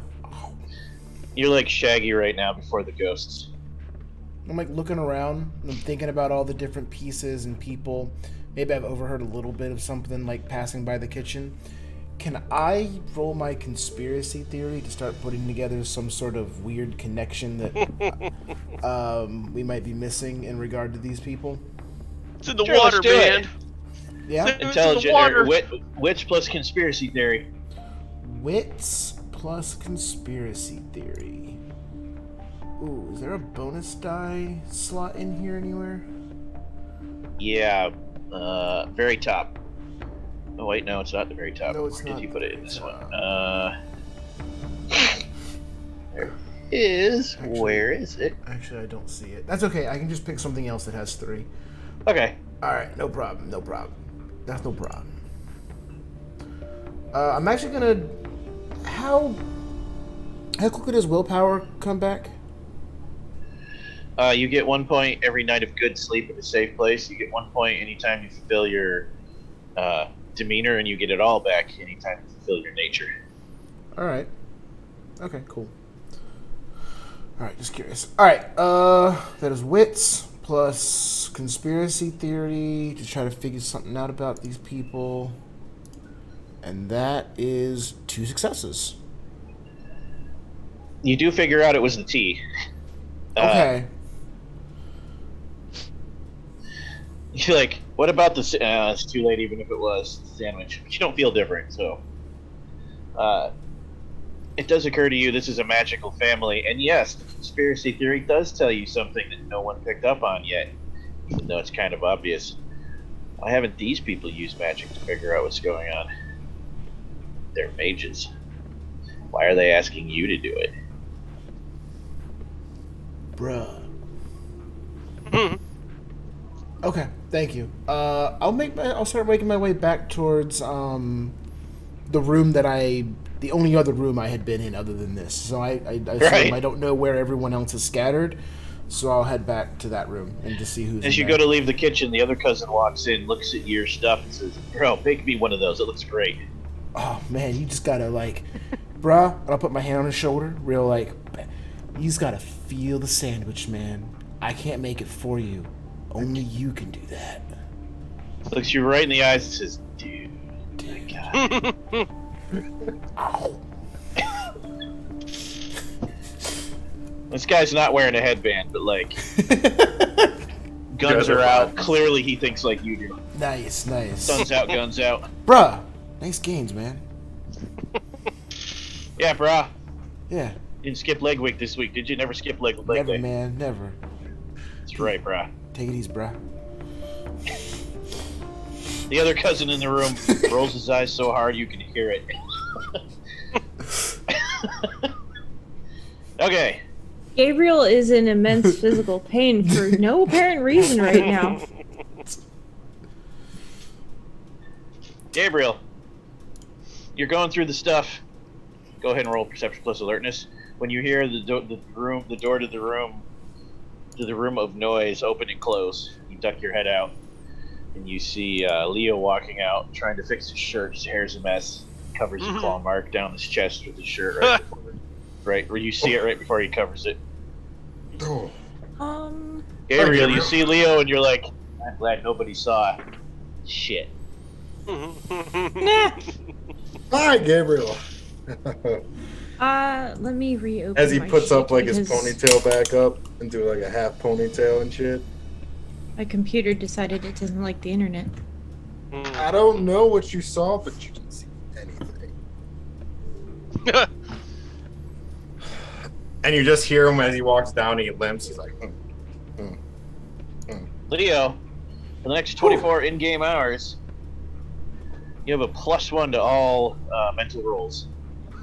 Whoa. +1 bonus die. However, you've lost 2 points of willpower. I also want to say, like, I want to. So, I'm gonna write my number on a note, and I'm just gonna slip it right under that door. Actually, wait. Do you have any quintessence? What's your avatar rating? 3. So you don't lose willpower. You lose 2 quintessence, 1 left, until you go and re-up at the node. Okay. Out of 6 dice, I got 1 success. Wow. No cell phone in here. Password protected laptop.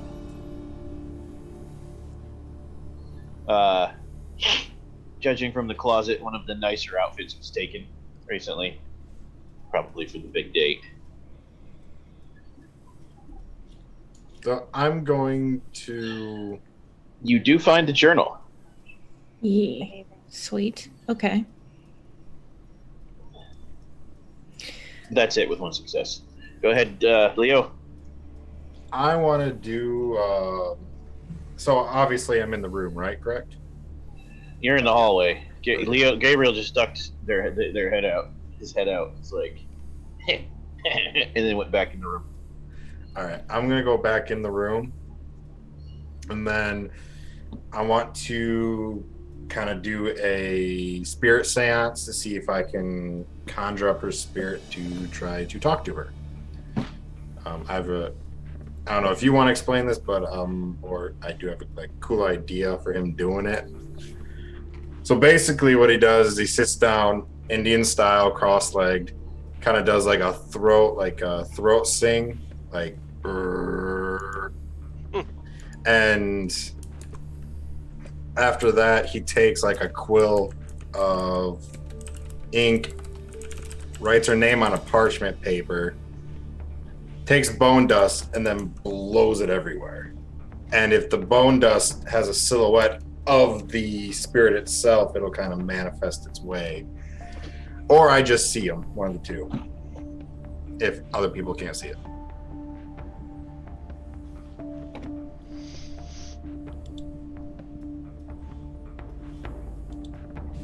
Okay.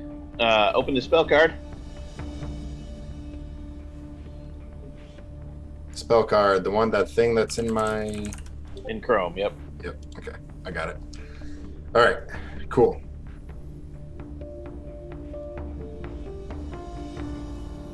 I got it open. Okay.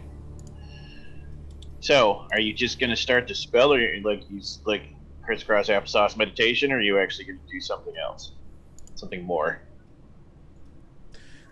I would actually like to, if I could, I'd also like to find some knickknacks to kind of see if I can get the connection to be stronger. I'm also Knick-knack wouldn't do it. You would need something personal. What would you like to look for? like a journal, maybe a mother's locket. Roll perception plus alertness. Okay.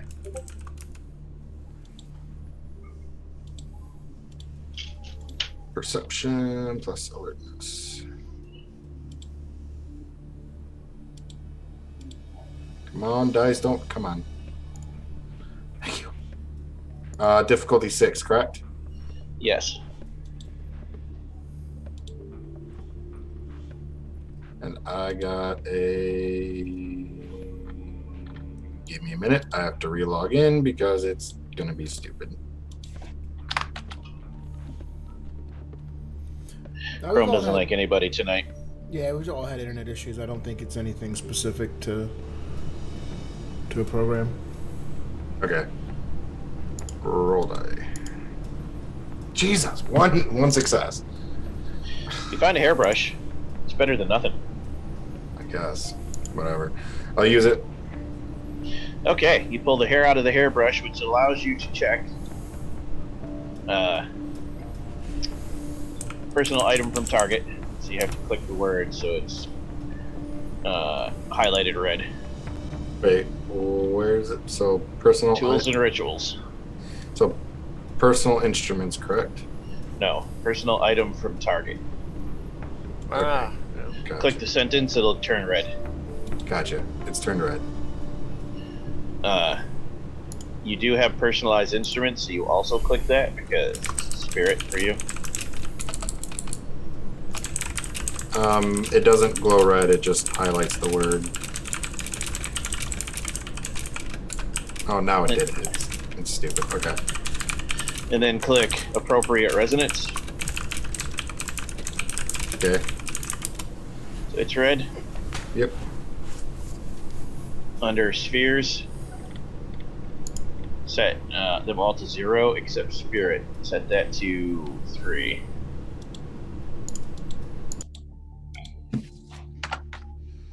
Okay. Give me one moment.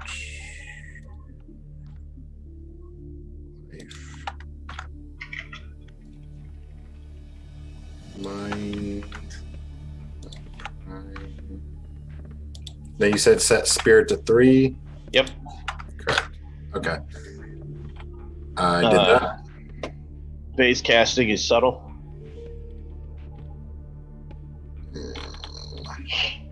Where's base casting? Under spheres. Oh, under spheres. Okay. Subtle. Got it. Magical feat set to standard feat. Standard feet. Got it. Gauntlet rating, but rural countryside. Okay. Got it. Under roleplay bonus, change arete to 3. So that's your arete. Okay. Willpower is 0. Well, no, just leave that alone for now. Okay. Are you going to spend any quintessence with 1 point left? Yeah, the session's almost up, so yeah. Like that? Click bonus die. No, quintessence. Under time and effort. Okay. General timeline, time and effort, spending quintessence. Yep. Okay. Is that it? For duration, click 1 scene.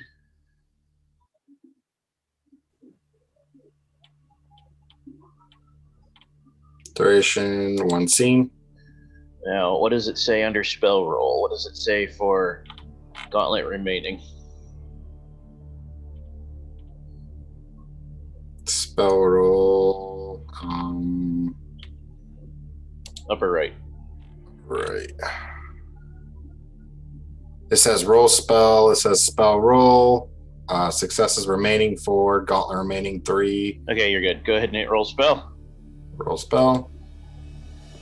Oh, wow. Okay. Rolling 3 dice, difficulty 6. I got 3 successes, so I got a good roll. Roll again. You need 4 to succeed. So I got 3 successes, so if I get one more, and I got 6 successes. 6 total? Yep. Okay. What does it say about the gauntlet? The gauntlet pierced or not needed. Okay. So you take the hair out of the hairbrush and you sit and enter your meditative mantra stance. And I'll help you out with the first couple, probably for most of you, because you guys are mostly new to magic. You start rotating your body at the waist, almost like a belly dancer, without moving your legs. And then you start making a repetitive noise. It can be a chant or a song, it doesn't matter. And then for you, the room sort of fades away, and you can just see a hazy reflection of everything around you. Like everything is still here, but it's older and darker and more rusted, broken down, because you're trying to reach into the underworld, not into the wild or near Umbra. It's like a dark reflection of everything around you. And there's a haze surrounding it because that's the gauntlet. And you exit your body in the spirit form, and you leap towards the gauntlet in the form of your spirit animal, which is...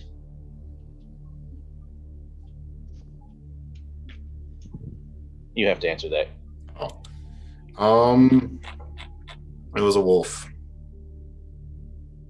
What kind of wolf? Silver, gray, black? It was a black one. Actually, no. Okay. Yeah, no, black. Definitely black. Like pure black, the blackest as you can be. You leap towards the haze, and you tear into it with your claws, and you howl, and the sonic energy protruding from your mouth vibrates against the haze, and you tear open a hole big enough to slip yourself through. Nice. Everything is quiet for a moment. You, Gabriel, see his body slump over, and you feel the temperature in the room drop. Like sound gets muted for a second. And you feel like you're being watched, like you're being hunted. But this isn't unusual. You've been with him for a year, so you're not worried. You know he's opening a connection to the other side. It's primal for him. You can almost hear the sound of things moving through the woods at night, stepping on leaves and snapping branches. That's not quite real. After a moment, you come back through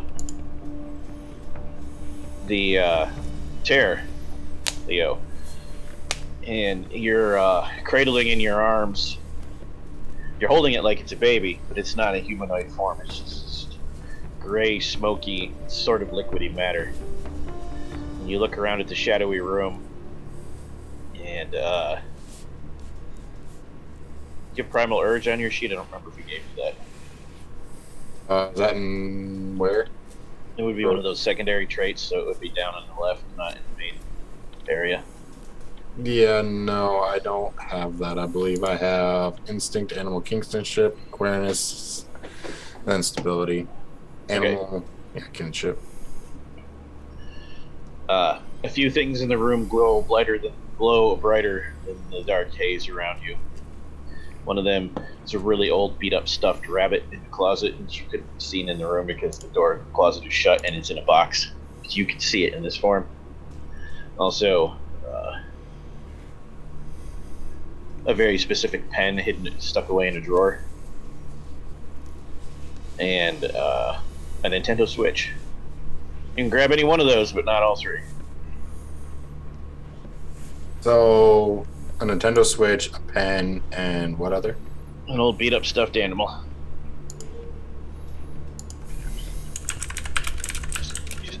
Player question. You mentioned earlier, Tyler, that she kept a journal. Yep.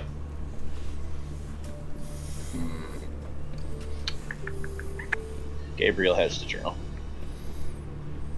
Okay. I think going. First of all, does he know that Gabriel has the journal? The journal doesn't glow to you. It's irrelevant. Only those 3 things glow. Okay. He wouldn't know that, so the character would have to choose what would be important to, like, what he could get the most information out of. This isn't information. You have to put the ectoplasmic entity into a physical object to communicate with it at your current level. Okay. The dead spirit doesn't give a shit about its journal. Oh, gotcha. I'm going to do the Wii because Switch? because it has a screen. And we could actually talk to it and see it if we use the screen. To you, Gabriel, you're just sitting there watching and waiting when suddenly you hear video game noises coming from under the bed. Like subtle at first, and then a high-pitched squeal of static that actually hurts your ears. And then back to video game noises. And then Leo gasps, sits up, and looks around like he's coming out of his trance. Were you playing video games while we were in the other side? Like, how does... That's totally how it works. I go under the bed and I pick up the Wii. This is going to be our window into the spirit world. And I show it to him. Gabriel, I'm going to need you to roll before you reach and grab it.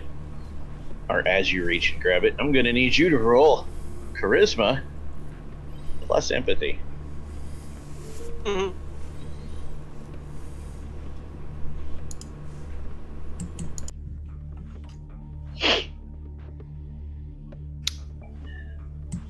Bear with me, my browser's being... I'm sorry. I said Gabriel, I meant Leo. I was like, wait, why am I rolling? Because I was the one. What was it? Charisma plus empathy. Oh god, I got nothing in empathy, so it's going to be charisma all the way. Good thing I put... Okay, difficulty of 6. Nope, this is a 7. Oh.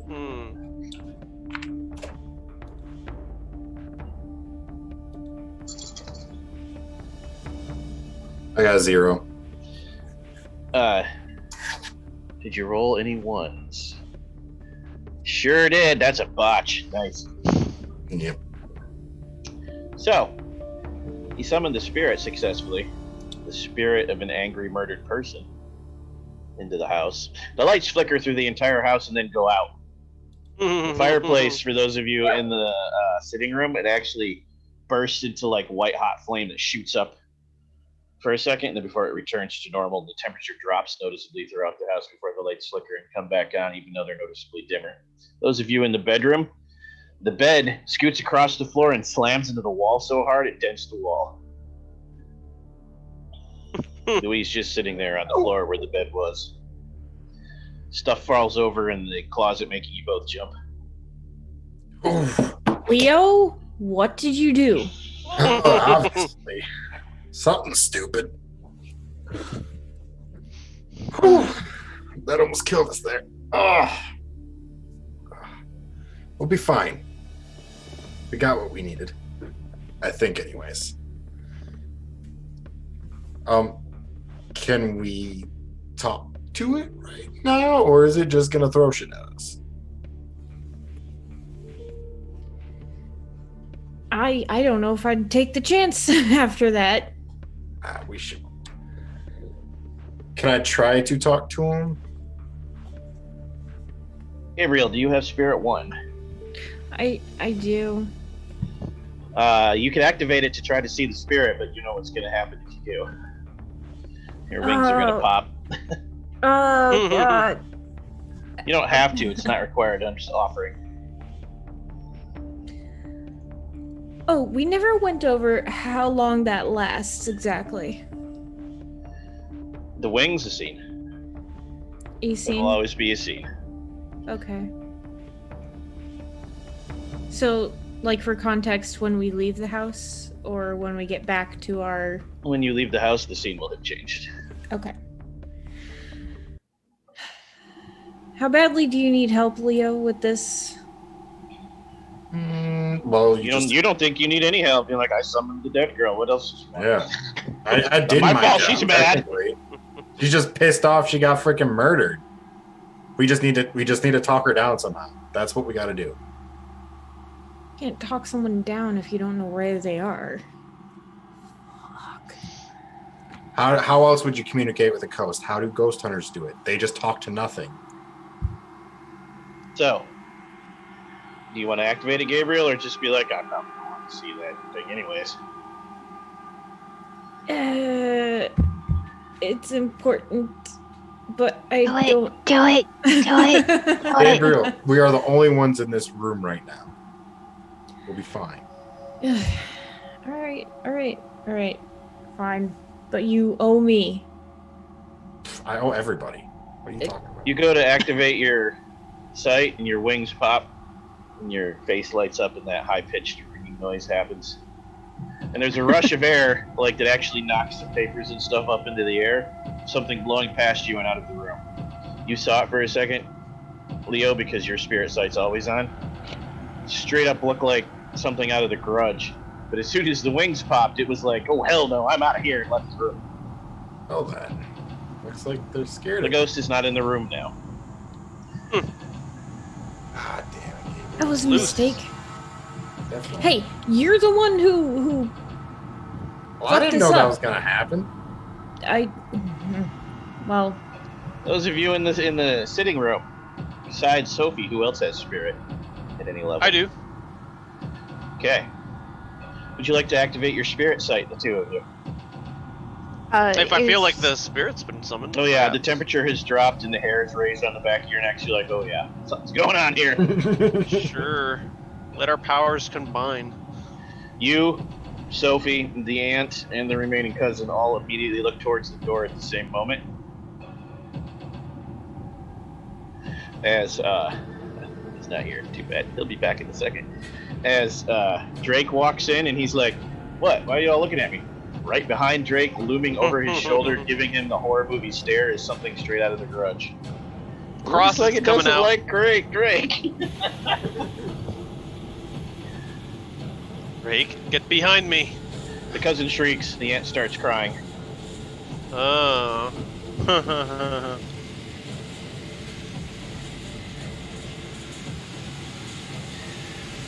Back What's, to you two in Sophie the room doing? till Drake returns. Oh. No, I'm sorry. Back to Leo and Gabriel until Drake returns. So he gets a chance to react. I am. Oh, there he is. Hold on.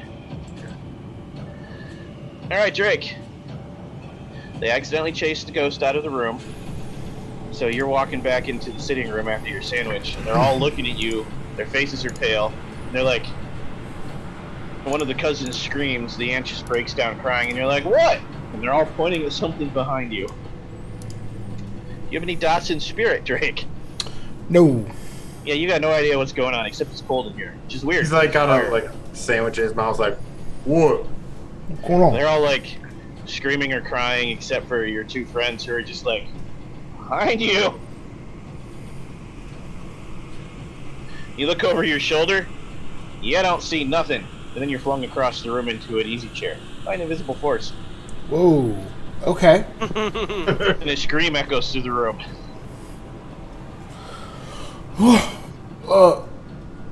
And I'll kind of focus as much as I can, and realize like, okay, they're telling me something's behind me. I couldn't see something.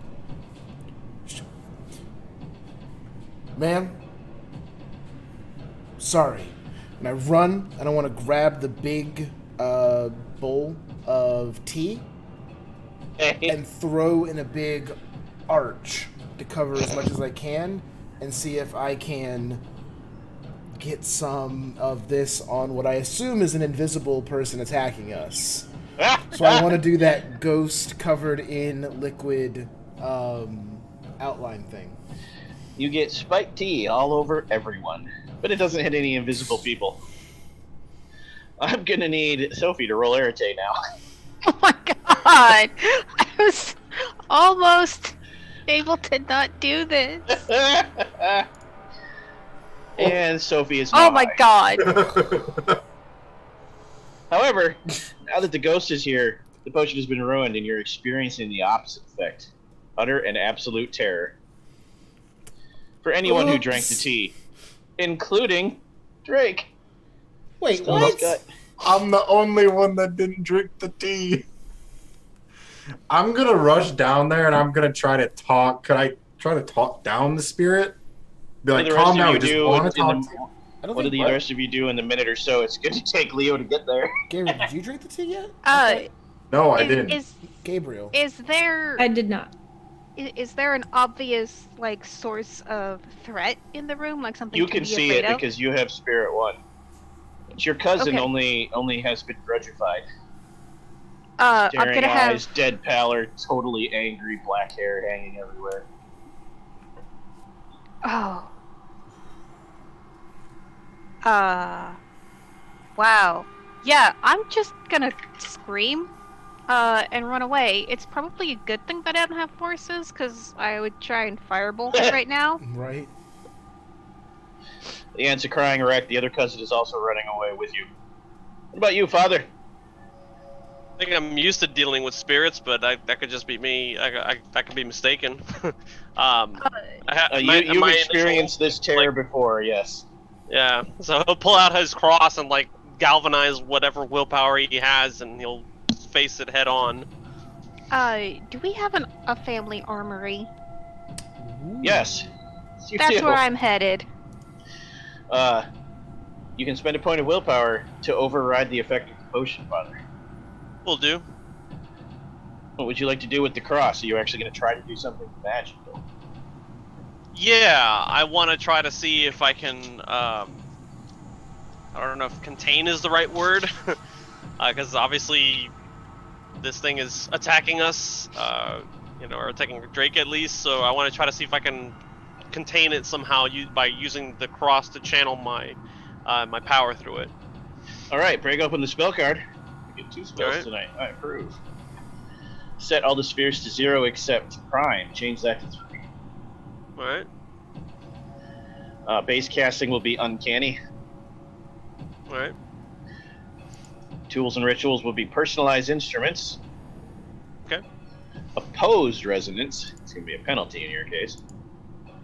All right. Time and effort. If you want to spend Quintessence, check that. And then the -1, however many points of it you're going to spend. Probably don't need more than 1 or 2 points. There we go. Hold on a second. I forgot that you have to click at the very. Yeah, click on the beginning of words. it. Yep. Personalized instruments, opposed resonance. I'm spending quintessence, and what was the other one you said? How much Quintessence do you want to spend? Up to 3. 3 dots in the sphere. I'll spend 1. Okay. Leave it the way it is, except check it so it's clicked off. Under magical feats, it would be standard. Okay. Target is individual. And what are you trying to do to it specifically? What do you want to happen? Put it in a cage. Okay. So I can't attack anybody else. Can I spend a willpower now, preemptively, for the effect? Yes. I'll do that too. So under willpower, click that so it's red under roleplay bonus. Make sure your Arete, it won't turn red, I think it turns blue for that one, I don't remember. Under Arete Enlightenment, change it to 3. And then hit roll spell. Sorry, hold on a second. I'm just having a little difficulty trying to click on the willpower portion. It doesn't highlight for some reason. That one won't turn red, it'll just look like... Oh. We'll just add 1 to the total. And what was the other one after willpower? Arete Enlightenment, set to 3. Set to 3, okay. Got it. And then pick an object in the room for the cage. An object in the room. Is it near like a big carpet or something like that? And you know from experience, it would something solid, metal, glass. Chandelier. Is there a chandelier in the room? There is, yes. Pull it down. That looks like a really expensive chandelier. Need Okay. more. Give me a athletics check plus dexterity. Athletics plus dexterity. Okay. Didn't know that was like gonna be a thing. Standard 6 difficulty. Yep. 1. Okay. You leap into the air, barely grab a hold of it, and yank the whole thing down like the chain is wrecked now. It's just kind of swinging low on the ground. Everyone's like, I didn't "What know are I was you gonna jump up doing?" there and grab it. I thought I was just gonna use Prime to like cut it and like have it fall on top of the spirit and like That would construct be a a whole cage around separate. it. That would be a whole separate spell. No, go ahead and hit roll Oh, spell. okay. Alright. Oh. I have. Oh. I think I set it for. If you Difficulty said 5. it right, it should say you need 2 successes. Difficulty 4. Successes remaining 2, rolls remaining 3, successes required 2, spell difficulty 6. Oh, nope. That means I failed. I rolled a 4, 4, and a 2. This should be difficulty 4, so Well, that's okay. I technically got a 1 because I did spend a point of willpower, yeah? So it should have been difficulty 4. So what was the dice roll? 4, 4, and 2. Okay, roll it again. You got 2 successes. No, 2 is what you needed. So you got exactly what you needed, which means, yes, you are able to banish the spirit into the chandelier, which just starts Nice. flickering on and off and vibrating really hard. Little cracks and pieces of crystal are falling off, but it's contained in there for the moment.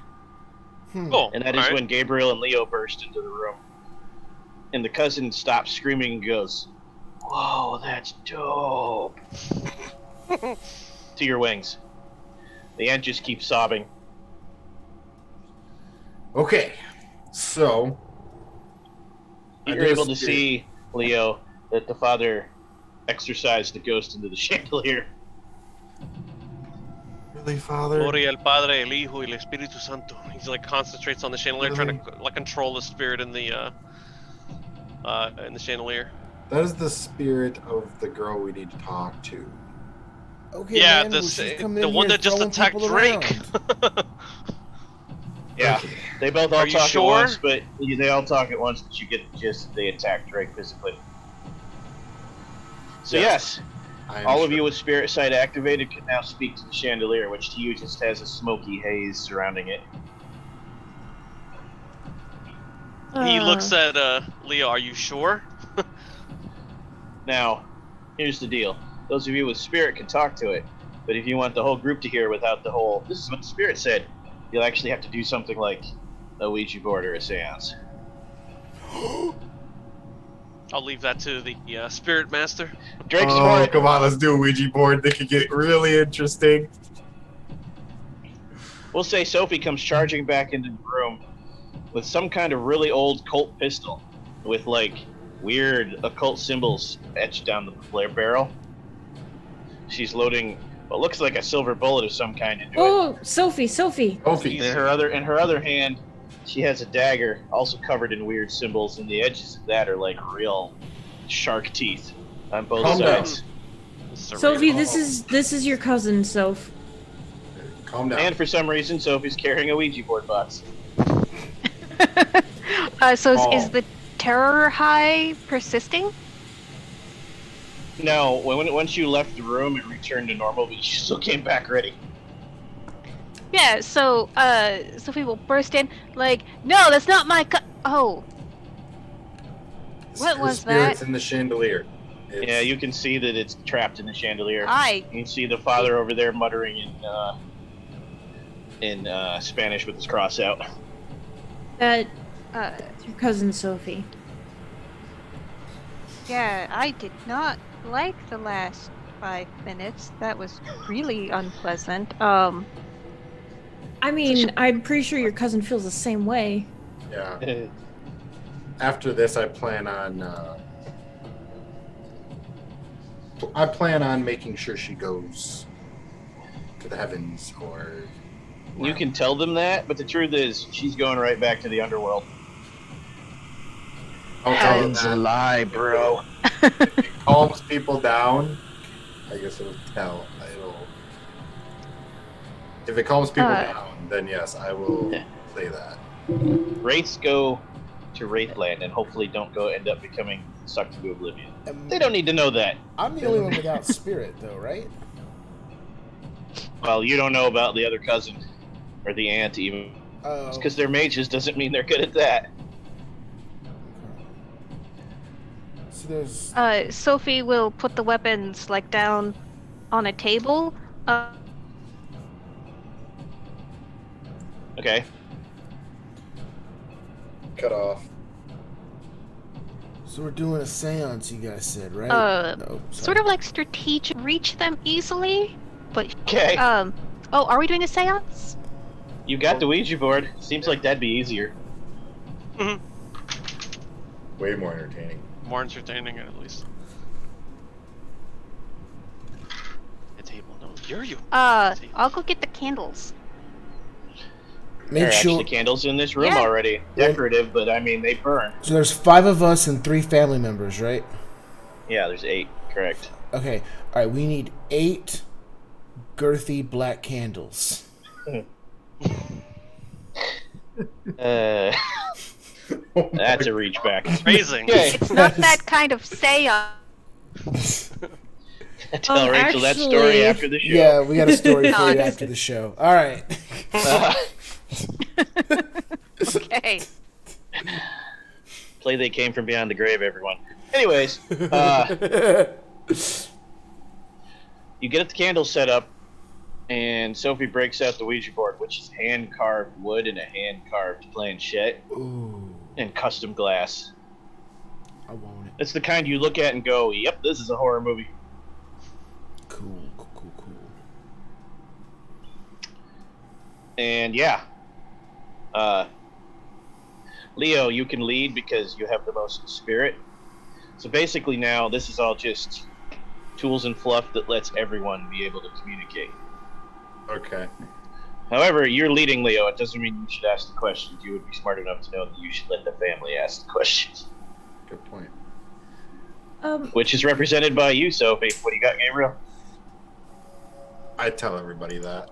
Player question, for the sake of Gabriel, is the cousin still reacting to Gabriel? Nope. He was just like, that's super cool. Oh, let's do the seance. No. I mean the dead cousin. Dead cousin is banished into the chandelier and it's just smoke now. You can't tell. It can't run from you because it's trapped. So you don't know. But if I was agitating her, I wanted to step back. You would need Leo to roll empathy plus perception. Go ahead, Leo. Something he's real good at. Yeah. Thankfully. Oh no, I'm not good at this. But we'll Yes, see. I was being sarcastic. Empathy plus perception, difficulty 6. Come on, I don't want charisma. Thank you. Difficulty 6. Yep.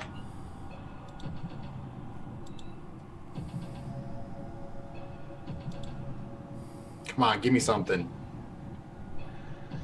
Oh, I just botched it again. Ouch. Not a Oh, botch, fine. but No, It's not a botch. It's just a failure. yeah. Okay. It's upset, but you think it's more upset at its father, which you don't really know. So, Sophie, you lead the way. In the seance or with the questions? In the questioning. Hmm. Oh, The seance is just okay. fluff. You're set up for that. Yeah, so Sophie will just be like, hey, Genevieve, how are things? Fucking terrible! I'm goddamn dead! None of you did shit about it! I didn't know you were in danger! Fucking mom did. What? Yeah. What did Aunt Juliana know? That I was dead and they didn't do any magic. No spells, no fucking nothing. Well, I mean, it's really dangerous to do magic when you're at emotional high. Uh-huh. And this asshole put me in a chandelier. A chandelier, Sophie. Yeah, I'll And this have him asshole's an rest for that. angel. And this asshole Just yanks me out of the underworld. Doesn't even ask if I wanna. I'll have them flensed later. Flinched, But- you say? Oh yeah, with really really nice sharp razors. Hey, hey but guys, I don't think she's mad at me. This is growing great. He's right. I'm not mad at him, but he is a douche. Look at him. Oh my god. It's fine. He's from California. They're all assholes. They can't help it. What did I do? They're talking about Drake. No, I know, but Oh, are we all able? We're all able to. yes. The board is spelling out the answers.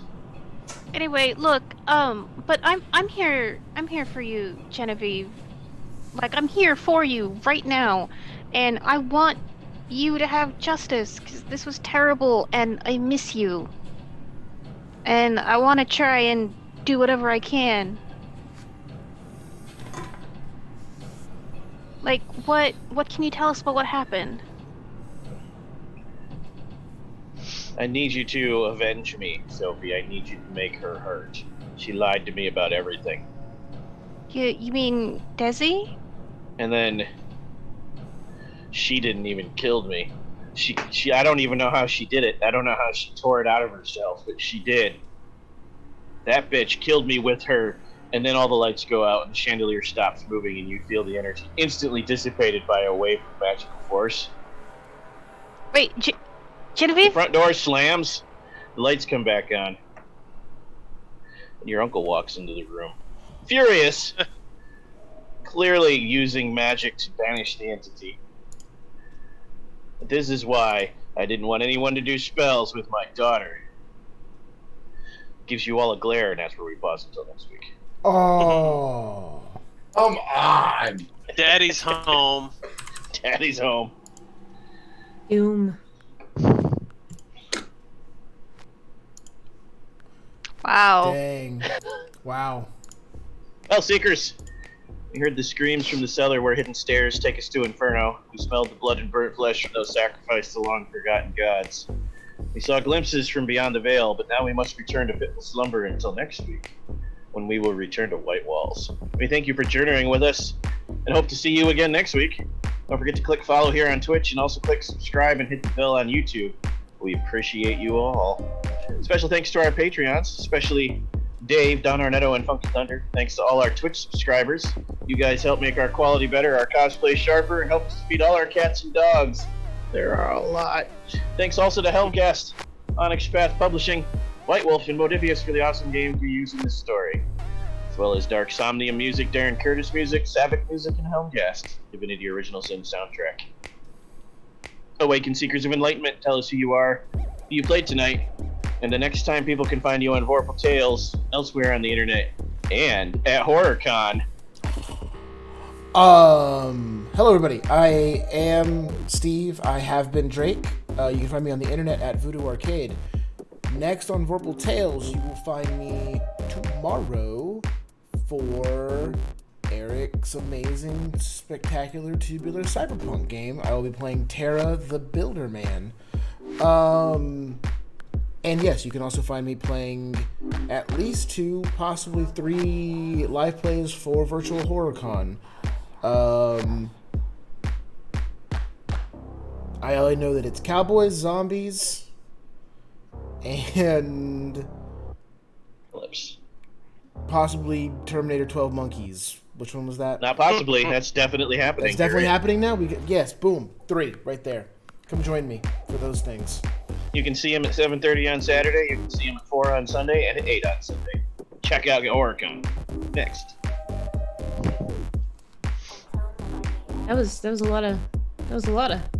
Anyway, hey everybody, I have been Gabriel, and I am now returning to Ever, whose pronouns are they them. You can find me all over the internet as Changeling Ever. You can also find me on Etsy, Neat & Co Designs, as in, hey, Ever, that was a neat character you were playing this evening.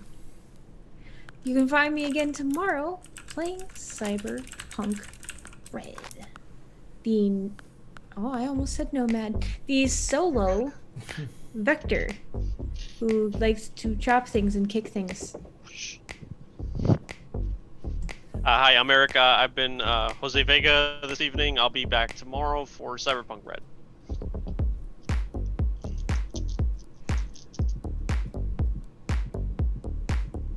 So Rachel's turn. Oh no! I think Rachel froze mentioned in again. the Oh intro, no! you can find me Stolen Fires. There we go. You're good. Keep going. No, I didn't. Stolen Fires pretty much everywhere. Apparently tonight I was Gremlin bait. That was a lot of fun. Except it was the opposite of fun. Yeah, you can find me Stolen Fires on Twitter. Thursday, I'll be at the Onyx Path channel running a Changeling game. And on Tuesday, I will be back here playing Scion Dragon for the Kickstarter. Oh, and on Wednesday, Plastic Age Plays is back from a really long hiatus. And It's back. yeah, hooray! And we're gonna be because two of our players can't make it for a while, we're just gonna play around with some indie games. And the first up is the Dragon Prince RPG. Travis, the storyteller, has promised to make me a very Claudia-esque character. If you've seen the show, I'm really looking forward to that. So that would be Plastic Age Plays at 9 o'clock on Wednesday, Eastern Time. That's it.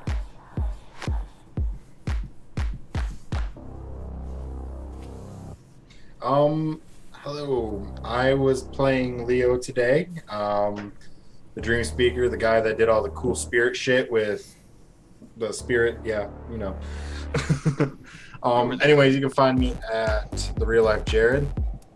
Did that other guy's the fake one. Making sure you know that. Next time you'll see me will be on next Sunday, obviously, playing this game, but I'm also going to be participating in HorrorCon as well. I'll be playing Werewolf the Apocalypse.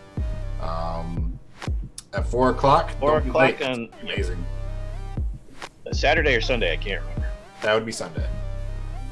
Awesome. And I myself will be able to be found first at 12:30 p.m. on Sunday with the ineffable Patty Shakes and the amazing Zensomancer as we show you all how to use Astral Tabletop. Tune in for that. That's going to be awesome. And then I'm going to Daryl up some Zombie Apocalypse later. All right. And now, for the Ride or Die viewers, it's vote time. Viewers, you can vote for any one player this session. The player who receives your vote will gain 1 bonus willpower to spend in the future session without actually burning the point. Cast, your votes for each other can be used for any of the following: restore a point of quintessence, restore a point of awareness, or restore a point of stability. All right.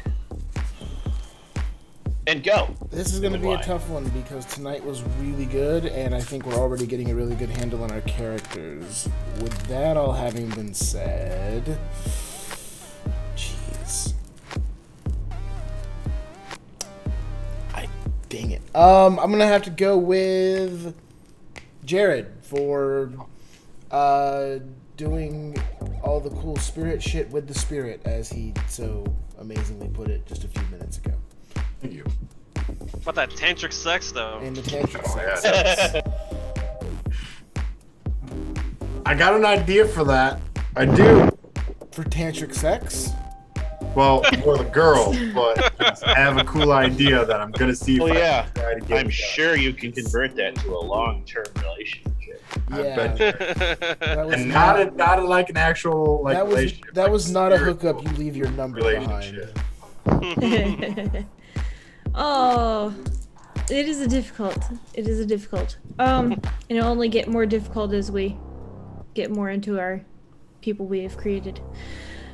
I am gonna have to toss it to Steve for playing a character so well that it drove me absolutely crazy. I'm sorry. Like, no, it's okay. It is perfect, and I beg you, plead, I beseech you not to change the way that you're playing him. It's so perfectly terrible. I hate it. Love it. Thank you. I'm also gonna have to give it to Steve because he got me with trying to order double stacks from the intercom. That got me. Thank you. though, mine would have to be the